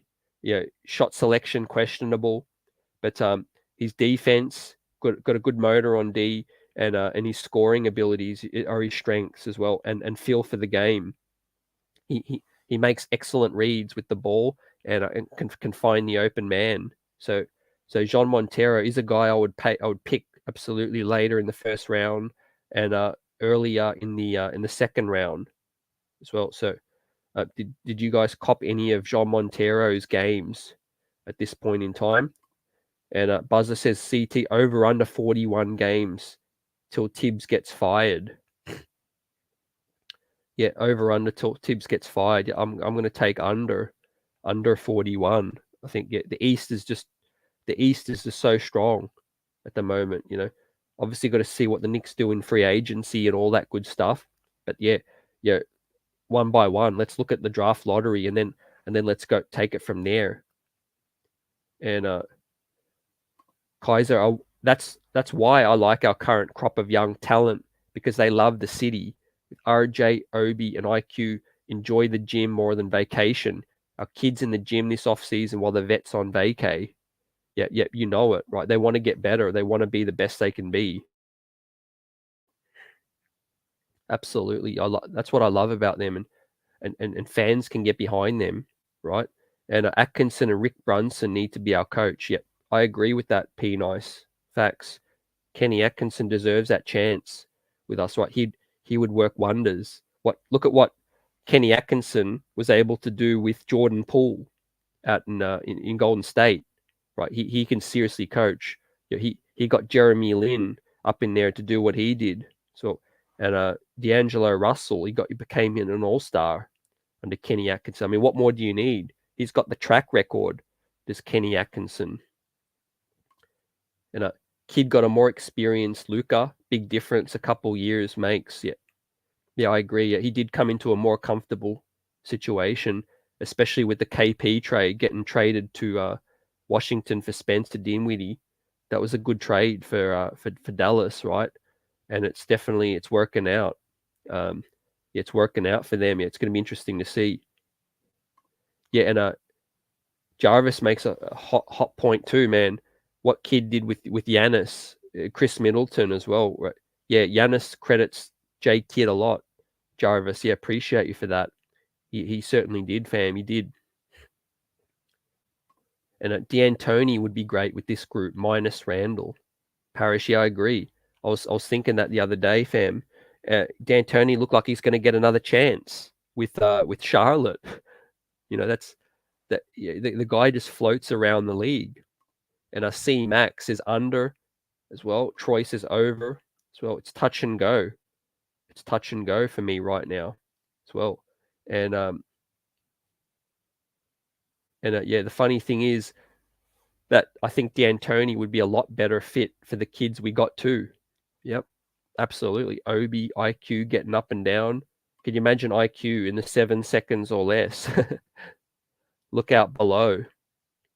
Yeah, absolutely right. And E. Gibson, I would take either Atkinson with Brunson and D'Antoni. Would be a good assistant as well. Yeah, we need some help. We need some help up in here. And look, coaches are hired to be fired. I think Tom Thibodeau's days are numbered. Um, he's here to set the table, basically bring respectability back. He brought our defense back. You know, our defense was a laughing stock. Tom Thibodeau's helped with the defensive end. Offensive end has always been his weakness, in my opinion. And his offense is called Derrick Rose. That's Tom Thibodeau's offense, basically. And what can we do? Can we trust the Derrick Rose, a 33-year-old Derrick Rose turning, or 34, coming in?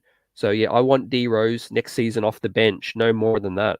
18, 20 minutes a night, and hand the keys to IQ, and let Deuce be that other guy that can get minutes as well. That's what I'd do, but I would look to trade D Rose first and foremost. And Tay, salute. What's good? Looking at the lottery odds, how far high would you be ecstatic with? And what if we fall in the top 4? So how far high would I be ecstatic with? Yeah, I'd be ecstatic with the top 4 as well. Yep. If we got 2nd to 4th, I'd be ecstatic. And if we fall top 4, I could take Shaden Sharp and I could take Jaden Ivey, or I would look to trade down. I would look to trade down from there as well. There's heaps of value, right? The Knicks just need talent. We need talent up in this piece. And it's all over their social media. You could see our kids in the gym working. Yep, certain vets on vacay. Yep, I agree. Yeah, that's all they want to do is get better and better and better. And you love it. Obi's from the city. I think he lives and breathes it. He gets it, right? That's what I love about Obi. He gets it. He knows what it takes. He led a team in college with Dayton as well, so he can lead a team. And King Reed, Randall is solid, hasn't fully peaked yet. I think, look, Julius's game, his playmaking ability, his decision making can still get better. His feel for the game can still definitely grow. I think the shooting has peaked. In my opinion, I think the shooting has peaked. And Parrish, as you see, Randall destroys Luka because he beats him up. He also punishes Al Horford in the Celtics front court. Tibbs has to keep him motivated properly or sit him. Yeah, he bullies Sabonis, doesn't he? He bullies Sabonis out there. He bullies AD out west. It just seems like a different Julius whenever he's playing out west, fam. And King Reed, if I'm the Knicks, I keep Randall. Yep. So yeah, you want to turn the fortunes around and see what happens. For me, yeah, I can only see Randall sticking long term if he's a second option. We have to get a number 1 option if Julius stays, in my opinion. And Sherwin, I'm hoping to keep Mitch with Randall, RJ, D Rose, Grimes, McBride, Sims, and Burks. Yep, I could rock with all of that. Except my preference is to try to find a new home for Julius. But RJ, D Rose, Grimes, McBride, Sims, and Burks, and Mitch, I could rock with, moving forward as well. So yeah, that's the Jean Montero story. I think another really, really underrated guy. Look for this guy to look good in the league in a few years' time. Yeah, remember the name. And I feel like Jean Montero is going to find that nice role as a point guard scorer. Maybe backup. I could see him still finding his way and leading a team, but not straight away. That's for sure. Yep, he needs development. And we'll touch on JD Davison, and an honourable mention for him and Hugo Besson, as well as some late first round, second round selections as well. So JD Davison and Hugo Besson, who's another French guard out there playing internationally, and JD Davison needs development. as well, but he's got some intrigue as well with his speed as well. Another speedy guard is JD Davison. If you guys got any thoughts on these gentlemen.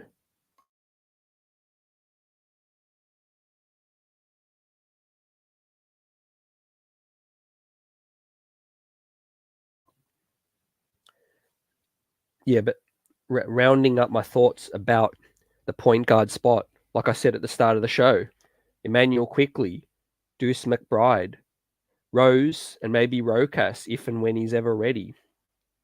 I'd be okay rocking with them at the point as well. So you guys tell me, do we have to get a point guard in this draft, even if it's a first round or second round? Or are you okay with going into next season with who's on the roster right now as well? Or do you want to see us trade? Do you want to see us trade for Colin Sexton? Do you want to see us sign Jalen Brunson, sign Tyus Jones? Do you think we need more help at the point spot? And at Kaiser, two players I want most in this draft is Jabari and Shaden. Both I don't think we got a chance to get as well. So yeah, so they're the two players you want the most as well. Yeah, I definitely want us to get in the position to get Shaden Sharp as well. And look, Jabari Smith, the Knicks are interested in Jabari Smith as well. So let's see how high we could try to trade up for that. And David, what are your realistic expectations for the Knicks next year? Yeah, yeah. I'll say early because it's we haven't had free agency and all of that stuff, but my realistic expectations are to prioritize the young players, give them heaps of minutes, pour development into them, and I think they're good enough to get us back into the eighth spot or play in as well. So that's just keeping it realistic right now. We obviously might pull off a big trade for a vet, and then expectations will change. But yeah, I think the New York Knicks expectations right now would be to try to make the play in at this point in time, in a stacked East. And Allah says Julius is solid all round. Fournier and Kemba made him work harder instead of smarter. Yep. Look, yeah, Fournier and Kemba didn't help Allah wise with that great take. Fournier and Kemba didn't help defensively, that's for sure as well. I think Julius is doing so much work offensively that he just didn't have the the motor to put in that effort defensively as well, because it was a turnstile basically, right? It was a straight turnstile. And Kaiser, my first move would be to move Randall somewhere out west and then get back a first and then a player, preferably an expiring deal as well. Yep. I agree. I agree with that. And what do you think about the Russell Westbrook trade? Would that be something if we could get Russell's expiring deal and then get a couple of firsts for that situation for Randall to go to Chicago, maybe, and Zach LaVine goes out west to the Lakers as well. I think that helps all three teams with that fact. And yeah, King Reed, you're on point. The Knicks did play very well down the stretch.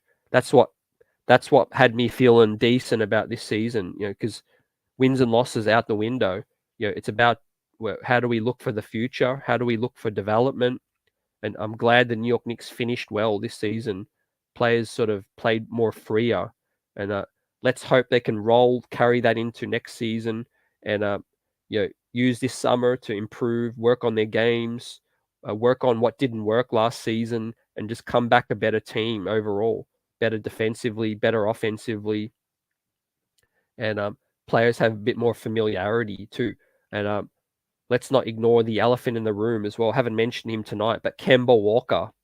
I think we can all agree Kemba Walker, the point guard on the New York Knicks right now, won't be on the New York Knicks next season, right? I think Kemba Walker is out of here, and he's not even with the team. So that is one situation where Kemba Walker will free up a spot in terms of not being on the roster right now. Now, what happens with D Rose? His ankle surgery, he's been healing, he's been recovering. Let's see what happens with D Rose. And Simon says Joe Ingles can play the point like Burks, except he won't mind starting for the Knicks as well. Let's see what happens with Ingles. Yeah, he's injured, coming back, nursing that injury with Portland as well. That could be a player that comes back in a Portland trade as well. And Allah says we got 5 expirings already. Why are we trading for more? Randall's contract is perfect for us moving forward. Very cheap. So yeah, we do got a lot of expirings as well. But I think, yeah, we're being fiscal with RJ's extension, paying Mitch, and all of that stuff. But yeah, like we said last night, Evan Fournier's deal in 1 more year's time is going to be nice, because that's got only 1 more year after this season, and it's not guaranteed as well. So yeah, Evan Fournier, his 3rd year is guaranteed. Sorry, yeah, the year after that, the 4th year is not guaranteed. So the season after this season coming up, it'll be an expiring deal. And Jarvis says, question, when it comes to Shaden Sharp, do you believe there is enough film of him playing? I admit I don't know a lot about him. Help me out, fam. Some people seem to be high on him. Yep. Yeah, absolutely. He's a mystery prospect, Jarvis. There's not enough film on him. There is not enough to make that huge decision. However, he was so smooth and so intriguing in terms of an athlete. He's vertical, all of that stuff. Think of like Gerald Green, the hype that he had coming into the league, with his athleticism and dunking and all of that. But Shaden Sharp has a jump shot.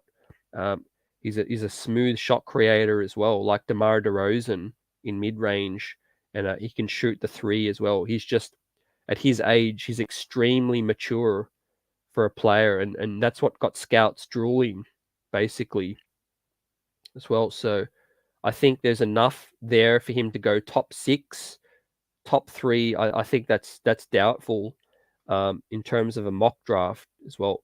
But I think by the time he gets in the gym, Jarvis, he's definitely going to be able to show these scouts enough to make that decision. But I tell you what, some GMs definitely going to have to take a chance, because he's going to have to kill these workouts, Jarvis, as well. But yeah, great question. I'm extremely high on him. He has extremely high ceiling, but he also has high bust as well. He has high bust potential as a top 5 pick. That's for sure. Right? We didn't see him play in college. We didn't see what he looks like 5v5. What does he look like on the defensive end? What does his motor look like? His feel for the game. Yeah, all of that stuff, right? And Kaiser says getting a couple of firsts and clearing Fournier and Randall's salary would be amazing, especially if we could draft a stud in this draft. Yep. And then the Russ Westbrook contract just comes off the books after next season. I could see that, fam. Exactly. And C Mac, Kemba Walker coming down under next season to Australia to play as well, fam. Yeah, good hit with that one.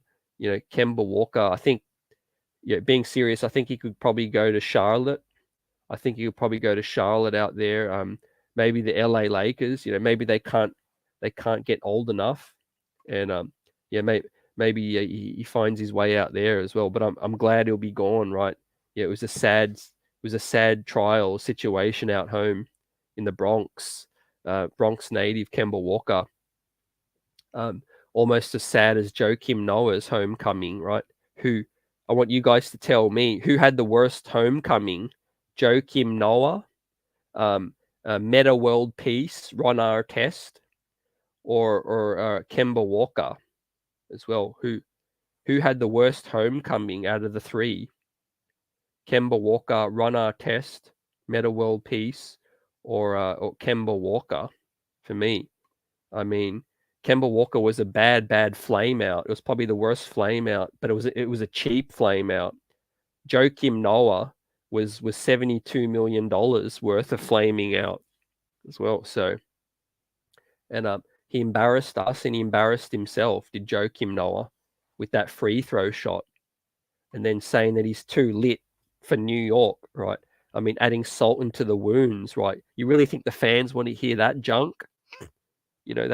That's crazy. And Alas says Rose, Burks, Noel, Kemba all expire this season. RJ's contract won't kick in till next year, and then Randall makes 24 as well. It's still very cheap. Yeah. I like the fact that they've synchronized all these deals as well. These deals that come off. It's really just Fournier. That's that extra year.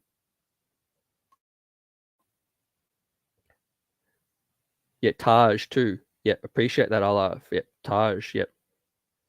And Kaiser said I meant the 7-foot wingspan. And J Dub, we need to first get rid of Noel. Absolutely right. But yeah, he's got a 1 year expiring. Burks, Kemba first.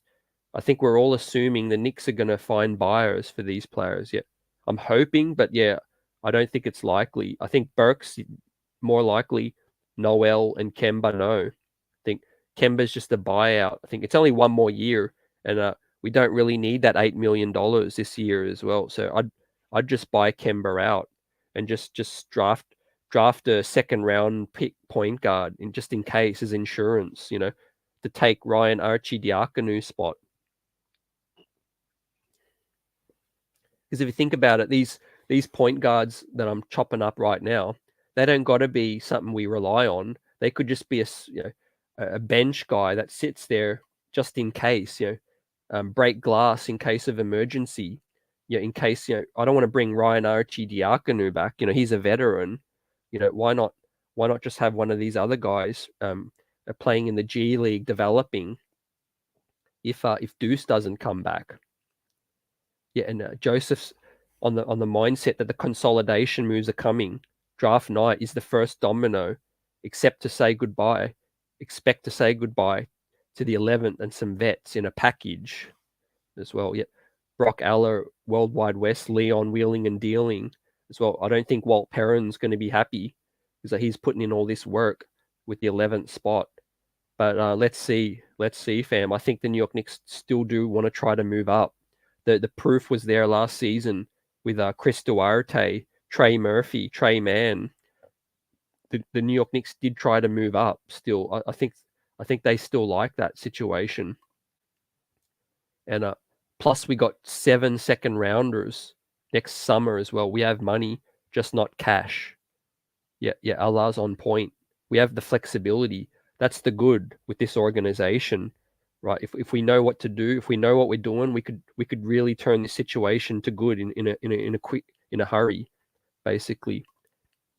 And J Dub, I agree, Sherwin, but you have confidence in this management. But do you have the confidence in the management to make the right deals? Yeah, it's wait and see for me, fam. It's wait and see. These guys haven't shown me nothing yet. Enough. I was impressed with a couple of moves. Trading for Ed Davis, getting a couple seconds just to take Ed Davis deal. The maneuvering, I like the Cam Reddish deal, the Derrick Rose deal, but they're no brainers. They need to show me something more. They need to show me something else, fam, as well.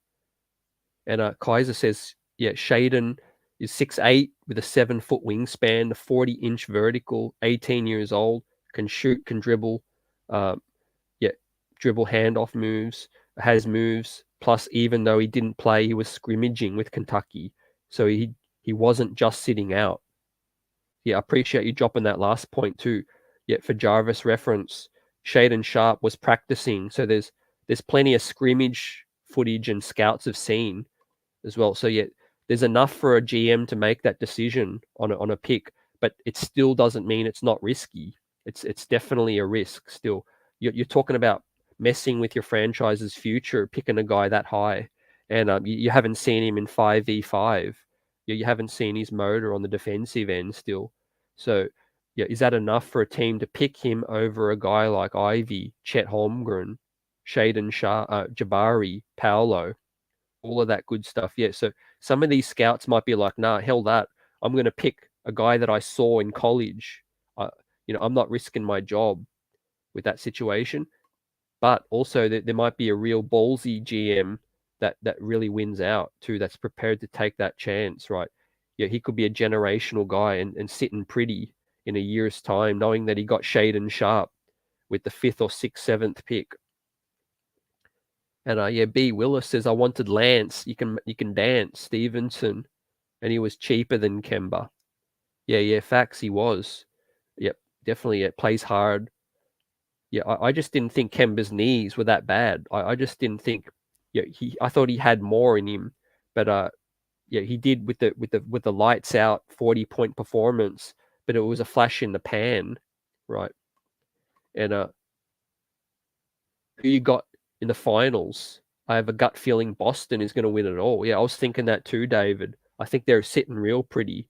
If they get past Milwaukee, they're sitting real pretty. Is Boston as well for the finals as well? They've got the game. I mean, you got to respect Marcus Smart, Al Horford, what he's doing right there. He needs to be tested. And I think Phoenix take Game 7, King. I think it's going to be real close. But yeah, great questions. I'm loving the playoffs too. I'm loving the fact that the league is a bit more wide open, fam. More incentive for these New York Knicks to show how it's done, and learn what it takes. And the biggest insult was Tibbs playing that trash Diakonu over McBride. He did that just to spite the fans calling for him to play the kids. Yeah, that was crazy talk. Tom Thibodeau did have some influence over some signings. The Wayne Selden one, which was ugly for me, and I talked about that last night. Frank Ntilikina deserved a bit better than that. Not getting any burn in that Atlanta series as well. And and Deuce getting scrooged. And May 4th, if they allow IQ to play the same way, we are in big trouble. They must calm quickly down. So yeah, May 4th wants quickly to play more measured, more of the point guard, savvy in terms of getting guys in the right spots rather than looking for the shot. And another Ben Simmons coming into the league injured as well. It's going to be interesting to see. Dudes that are highly touted coming in. Well, the thing is, Shaden Sharp's going to the combine, so a GM's not making no decisions right yet. They've got chance to work him out. They've got chance for the combine scrimmages, all of that good stuff, fam.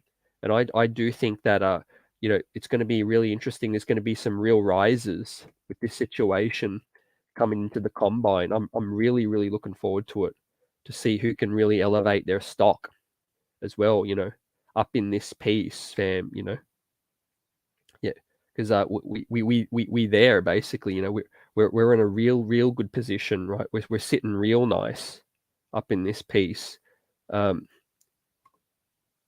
Golden State might win it all. J-Dub, the Splash Bros are back with Jordan Poole, fam. They've had a new brother into the fam with Jordan Poole, right? Man, I just sit back and admire what Golden State did and how well they did it. That year that Steph got injured, they used that year very, very wisely.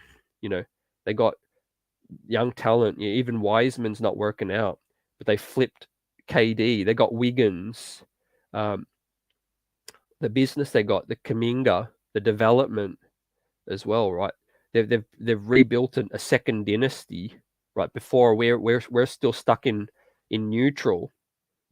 They sped up to fourth gear again, and we're still stuck in reverse or neutral. And NBA, please give us that top 4 pick, like almighty. It'll be an almighty party on Tuesday night up in here on the streets of buzzing when we get that 4th pick, right? Will be cheers on that night. It'll be salute, and it'll be something worth celebrating because we're definitely welcoming in a bona fide talent. We could either trade down or seriously get a game-changing talent. In a position that we were unexpected to do so, right? Let's face it, we made the 4th seed last year, ladies and gents. We were expected to make something big this year. We weren't expected to be drafting in the top 4. So after making the top 4 seed, I don't follow college like that. It says May 4th. Yep, I appreciate it.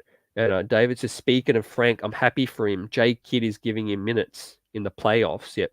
Yeah, I'm so happy too, David. Happy for him as well. And I know he shouldn't have been picked 8th overall. It was a high risk. He was a project. not the right situation for us to develop Frank as well. But I'm glad he's still in the league and he's still helping out. I always envision Frank playing in playoff games, being disruptive on the defensive end. Sean says, without Randall, we would have won 20 games this season. Without Randall last year, we would have had a top 4 pick. Let's get rid of Randall so we can get a top 3 pick. Without Randall, we would have won 20 games this season. I think you're saying, with Randall, we would have won 20 games. Without Randall, we would have won 20 games. Without Randall last year, we would have had a top 4 pick. Let's get rid of Randall so we can get a top 3 pick. So you're saying Randall's carrying us. And Kaiser says, I can't see CP3 coming up small. In Game 7, that would be a death blow to his legacy. And I can see Phoenix winning. I could see that too. But you never know, man. Is Scott Foster gonna referee? And CT, what do you think about us taking a chance on Wiseman? I think they are sour on him. He's absolutely available. James Wiseman, fam. I think they would love Mitchell Robinson a swap for James Wiseman in a heartbeat as well. So maybe some team's going to get in there quick. And what do you guys think about Marvin Bagley too? Looked like Marvin Bagley got out of there in that toxic environment of Sacramento, and he was balling out for Detroit. Was Marvin Bagley? See, I want the Knicks to really scour the league and find these dudes. A lot of dudes high on Christian Woods and Kevin Porter Jr. in Houston. Could those guys be had for cheap? Let's say you take on Eric Gordon's contract and you get yourself Christian Wood or something, and you give them Fournier or something. He's definitely playing well on D, David, as well. Facts, And King Reed, Booker isn't a really well-rounded player. Paul declining. This Phoenix run fixing come to an end. I could see that too, fam. They're very, very lucky they drafted some solid role players. But what about the dirty play of Jay Crowder? I think that guy too. He's that dirty guy for them. He's that enforcer for Phoenix as well. He's holding things together. And ACT, does the Bucks show that the championship pedigree and win Game 7, or do you think the Cells learn from their mistakes and win Game 5 and win Game 7? I think it's all on the line. I favor the Bucks still, as crazy as it may be. I think just you can't underestimate Giannis, right? All it takes is Jaylen Brown or Jason Tatum to have a poor shooting night, and I think Giannis Antetokounmpo is guaranteed to show up in Game 7 as well. So, if he can stay out of foul trouble, I think Giannis just becomes God mode again and carries the Bucks. But that's if Jaylen Brown, Jason Tatum don't shoot well as well. So those guys are becoming splash brothers of their own, and that's crazy. The way Jason Tatum was hitting those shots, man. I was like watching a video game. Basically, the way those crazy contested shots were falling. And May 4 says, I stopped watching the college game after the Fab 5. Appreciate that. And Kaiser says, I got Phoenix over the Mavs, and I got Boston over the Bucks. It's going to be tough. It's going to be interesting. I love to see this 2 Game 7s, ladies and gents, playoff ball. That's what it's all about as well. And J-Dub, I feel like that. I feel that a player like Johnny Davis or Malachi will make an instant impact if drafted. Instant. I agree, J-Dub. Those 2 dudes, Tom Thibodeau would be high on for days. And Johnny Davis stock is dropping slightly, so he is seriously realistic as well. He's seriously realistic. And if we can get the first pick, I'm trading down. Have to move Randall and open up spots for Cam and Grimes, says Tom from Huntington. I love that take as well. If we get the first pick, I'm trading down as well. Absolutely, right. There's so much value. It's no knock on these top guys, but if I want Sharp or Jaden Ivey, I can get him at 4 or 5 as well. See what else you can get, fam, as well. And Buzzer up in the house. Salute. Malachi Branham. Yep, ladies and gents, I love Malachi. He's an instant offense dude. My comparison would be, his ceiling could be Jamal crossover Crawford, or Jimmy Butler type, DeMar DeRozan type. That could be his ceiling as well. Now his floor, I think he has a pretty high floor because he's so young. I think his floor in the league could be Courtney Lee, Aaron Aflalo type game. Courtney Lee, Aaron Aflalo type game. Yeah, he reeks of some defensive potential, but his offense is silky. He can rise up in the mid range. He only needs a split second to get up in a tight spot and rise up and fire as well. So I love the fact that he can get a bucket from the mid range, a spot buzzer as well. And I think his stock's rising. I think Malachi Branham will go anywhere from 10 to 12 as well. And I love to see him play in the combine. If Malachi Branham does 5v5 combine, that could really that could be what gets him from the 13, 14 range up into the 10 range as well. And you know what? That would just push more prospects down as well. So yeah, I'm excited for this in the wings. Malachi Branham, the fact is he's so young that's what has such intrigue as well. And King Reed, Luka averaged 36 minutes. Yeah, that will change. Give him 5 more minutes, and the game outcome is affected tremendously. Yeah, great point with that, King. With a game 7, you really want to play Luka or Giannis. You want to play them. You want to play them 40 minutes, don't you? 42 minutes, even if you can. Right? I know they're going to be dead tired, but let's be honest, right? It's all to play for. You want your star out there playing more minutes, right? And that's why I think the Dinwiddie Brunson thing's helping Luka so much, right? Those two dudes, 2 other top ball handlers that can free Luka up, and he can rest.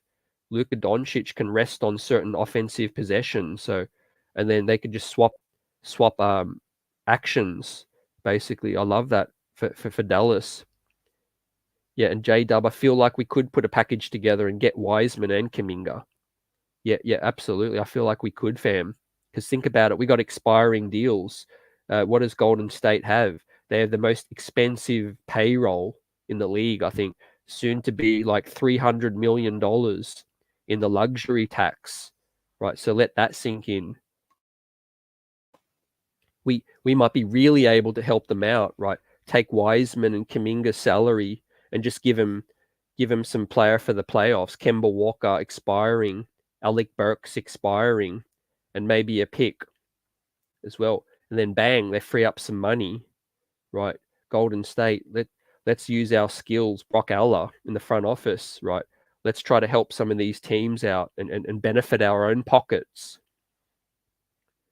And Joseph says, fans are excited for the player we draft, but it may all be for nothing if we're still running with Tibbs. Worst pace and efficiency in the league, a reality check. Fire Tibbs. Yeah, I think it's going to be a situation, fam, about Tibbs being on board with the pick. I disagree with it. I think Tibbs shouldn't have too much input, but I think he is going to have some input in who they draft as well. Because yeah, it's got to be a player that he also likes. And going to get some development, going to get some minutes. And there's reports he obviously wasn't for Cam Reddish. So yeah, I say stuff that, and I say, Tom Thibodeau should just play Cam Reddish, even if he doesn't want to. And Giannis ain't the look. Middleton not playing, Bucks, yuck. Yeah, it's tough without Middleton, man. They're missing him massively. I think Middleton's, his ability to carry the load in scoring and in his length is really hurting the Bucks. Connaughton's really stepped up, Pat Connaughton, but the Boston Celtics just got too many role players, too many effective role players. Al Horford and and Grant Williams and Marcus Smart doing all the dirty work, getting nitty gritty up in them. So Boston got the heart, they got the hustle right now. Bucks got more of the flair at the moment. So what's going to prevail, the flair or the hustle? For me in Game 7, it's going to be crazy. And Simon says KP, Kristaps Porzingis would be a welcome return for Randall and for Burks as well. Yeah, I'd love to hear everyone's thoughts on that situation as well. Yeah, could KP return in a Burks and Randall deal? And David says all Dallas needs to do is get contributions from Brunson and Dinwiddie, and they win easily. Phoenix to win, Booker has to play a monster game, or they have no shot. Yep, I can agree with that. Also, obviously CP3. Is there any news on CP3? Is he fit to play? Because that changes everything. But I completely agree. Right, Booker has to do a lot, and B. Willis, the Garden would love Ben Mathurin, buzzing, popping, bang, in the words of Mike Breen. And I couldn't agree more, fam. Here's box office. Yeah, that slam finish over the top of that dude, right? You could talk about him playing next to Obi and RJ as well. It'd be Broadway bullies in action, I feel like. And Jarvis says it questions when it comes to AJG, do you believe that he could be an injury-prone prospect? Has he lost some athleticism and explosiveness? If he has, can he get it back? A great question. That's the situation stopping AJG from going 5 to 10 range, Jarvis. You hit the nail. The medicals. The medicals are critical as well. So yeah, he does have some concerns. Absolutely. Do I think he could be injury prone? Yes, I think there's some risk in that. An 18-year-old guy carrying that kind of weight. He's a very, very solid boy. He's a big boy, and yeah, he's wearing the knee braces as well when he plays. Yeah, that always scares me. An 18-year-old has to wear 2 knee braces. Yeah, and it makes you think about the athleticism and moving forward. Yeah, what's going to happen when he's 21, 22? So I would like to see him shed some weight as well. Yeah, he's a little big for an 18-year-old for me, for a guy that needs to move around the court at his position. But it's a shame because he's got everything. He's got just crazy offense and shot making ability, for his age. And yeah, we are undersized, E. Gibson. We're undersized overall. I have a feeling New York Knicks will stand pat, but the guy I want is Mathurin. Yep. I think they're going to explore to move up, and I think they're definitely going to look at moving down. But you're right, they may ultimately just settle at 11 if there's a dude they're really happy with. And like I said, I could see them all being consensus happy with Mathurin, Johnny Davis, even AJG, Dyson Daniels, Sohan, Tari Eason, Malachi Branham. I could see them all signing off on those guys because they have upside, but they also can contribute now as well. So yeah, we're sitting in a decent position, but let's still hope we can move up. Let's still hope we get it. It'd be party on. And a Kaiser, if I get the first pick, I'm taking Jabari, and I'm happy about it. The kid shoots 42% from 3. That's almost as much as Randall shoots from 2. Yeah. Jabari Smith from Auburn, all-round game, a rugged player. The New York Knicks like Jabari, from what we've been told by Mark Berman. So yeah, that's a player that was on the Knicks' radar early this season, and I don't think that would have changed. I think the New York Knicks would look at Jabari Smith if we got in the top 4 as well. Now, what does that mean? What they think about Randall? He'd probably be out of there.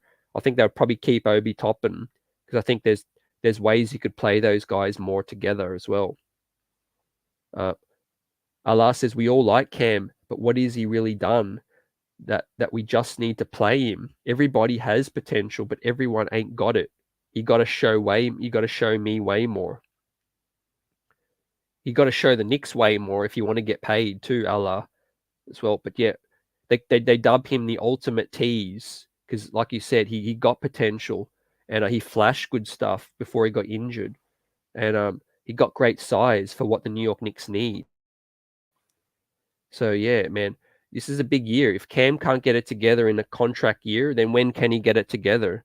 Basically, I know the Atlanta situation wasn't great for him. He wasn't in the right position to get minutes. They were stacked with wings, and the New York Knicks are kind of stacked with some wings at the moment. But Cam Reddish, with his talent, he really should be the starting wing for us, or at least playing 25 minutes off the bench. Should Cam Reddish as the 7th or 8th man. But yeah, man, this is a big year. This is a big year for him, right? Yeah, he may end up flaming out, or he may end up taking the bull by the horns and becoming an all-star. And E. Gibson, I don't see us moving Randall and just drafting best player available and probably trading down if we get a top 4 pick. Yeah, I think Randall's coming into training camp. I think whatever happens after that is up to Randall and up to the Knicks, right? If things go smooth, if they kind of, find their feet with each other again, and we pick up more talent, who knows what else could happen. And we need to stay packed at 11. Pick someone that's good that will fall to us. Yeah, there will be some good quality talent, J-Dub. Some good quality talent that can play for us right away. For me, I'm all about best player available. Forget about the fit. If we have to trade someone, then so be it. If we have to trade Cam, if we have to trade Quentin Grimes, we don't necessarily need to do it straight away. But in the long term, if we draft someone and they pop, then I'm okay with that. It's all about just trying to get talent up in this piece, right? Yep. Facts, right? Yep. You could see Randall staying too. Nice.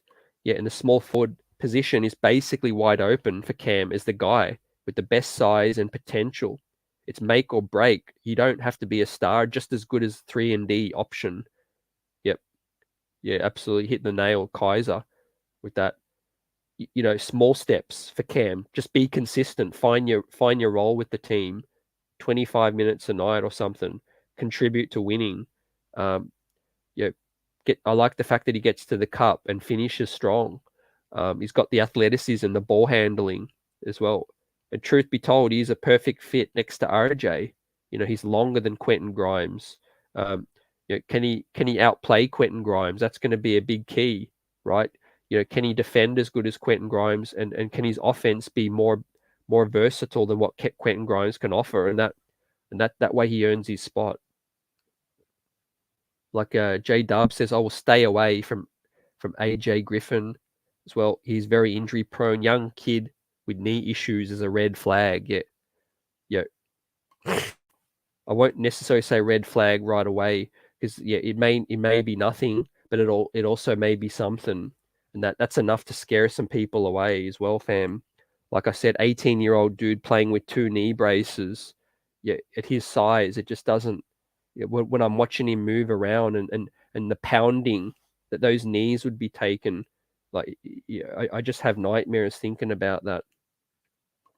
And May 4th, ain't no trading Grimes under any circumstances. Yeah, I could agree. I want to see Grimes rock with you. It'd probably be more the other guys, the Fournier and the Burks first, and then Cam, to see what we can get. And I shown someone needs to get Isaiah Thomas Twitter info and ask him what he thinks about AJG. He was always at his high school games as well. Yeah, we need to. Yeah, what are your thoughts on that, Sherwin? And you said AJG was dunking on everyone in high school. Yeah, crazy hops, crazy game. I think Tom Thibodeau would love his game too, fam. Yeah, he would absolutely love his game. What injury of Griffin had, who knows? I think it's more, it just wear and tear, possibly, Like I said, a dude that skilled at that age, that size, some people's bodies just ain't built for longevity, Some people peak so soon in life, Like you see these high school kids, 13, 14 years old, they look like a grown man already. And then you got some 19, 20-year-old dudes that still look like a kid. So yeah, it's crazy. And Amino, salute. thanks, man. And yeah, I think I agree that he'll probably start off as power forward too. And Tom says Jabari gives me flashbacks of Channing Frye. I think Jabari's definitely shorter than Channing Frye, but he could play both sides of the ball. And J-Dub, the problem with Cam is he has all the talent, but he does not have the mindset to get better at all costs. But does he have the mindset to get better at all costs? Yeah. I think it's just about reps and consistency. See, how can you keep consistent if you're constantly interrupted? Right, you need to get into a flow. We saw Quentin Grimes get better as he had more action. And I've no doubt Cam Reddish has the talent. If he continues to get more consistent reps and more burn, then he's absolutely gonna be nice for a team. So the issue is we have one more year, and then we have to decide how much are we going to pay Cam. So do we find the opportunity to trade him is just too good to refuse? Let's say if the Lakers are willing to give us some picks or a pick with Kendrick Nunn or Taylor Horton Tucker, there's talk that Kendrick Nunn and THT are on the block as well. And the Lakers would love a small forward like Cam Reddish as well. If they give us a first round pick as well, I'd have to think about that. Especially with this draft in mind. If we get an Eason, we get a Daniels, or we get a Agbaji, or we get a Sohan, or something like that, Johnny Davis, does that make Cam more expendable? So like we chopped up last night. But we'll get ready to wrap up for tonight. The point of attack show, the point guard situation. It was fun chopping this up with you all. And we'll be doing more shows on the sleeper selections as we get closer. And of course, after Tuesday night, we're going to know where the New York Knicks are selecting. Now, that's first and foremost, that's critical up in this piece, right? It's critical. We need to know where the New York Knicks are going to select first and foremost. And then we're going to be rocking from there, right? But salute to everyone. Salute to the chat. Salute to Parish Duggar for the super chat. And everyone else keeping the streets buzzing tonight. We've got more to chop up next week, as we know, with the New York Knicks pick, and hopefully in the top 4. Then it's going to be on for these New York Knicks. Now, the future's bright. We've got the flexibility. We got choices to make, and that's good. We got cap space we can free up, flexible contracts as well. The best fan base in the world. And let's keep this thing rolling as well. Appreciate you all. Let's get it on the next one. And I'll shout everyone out on the outro. And salute, salute, salute.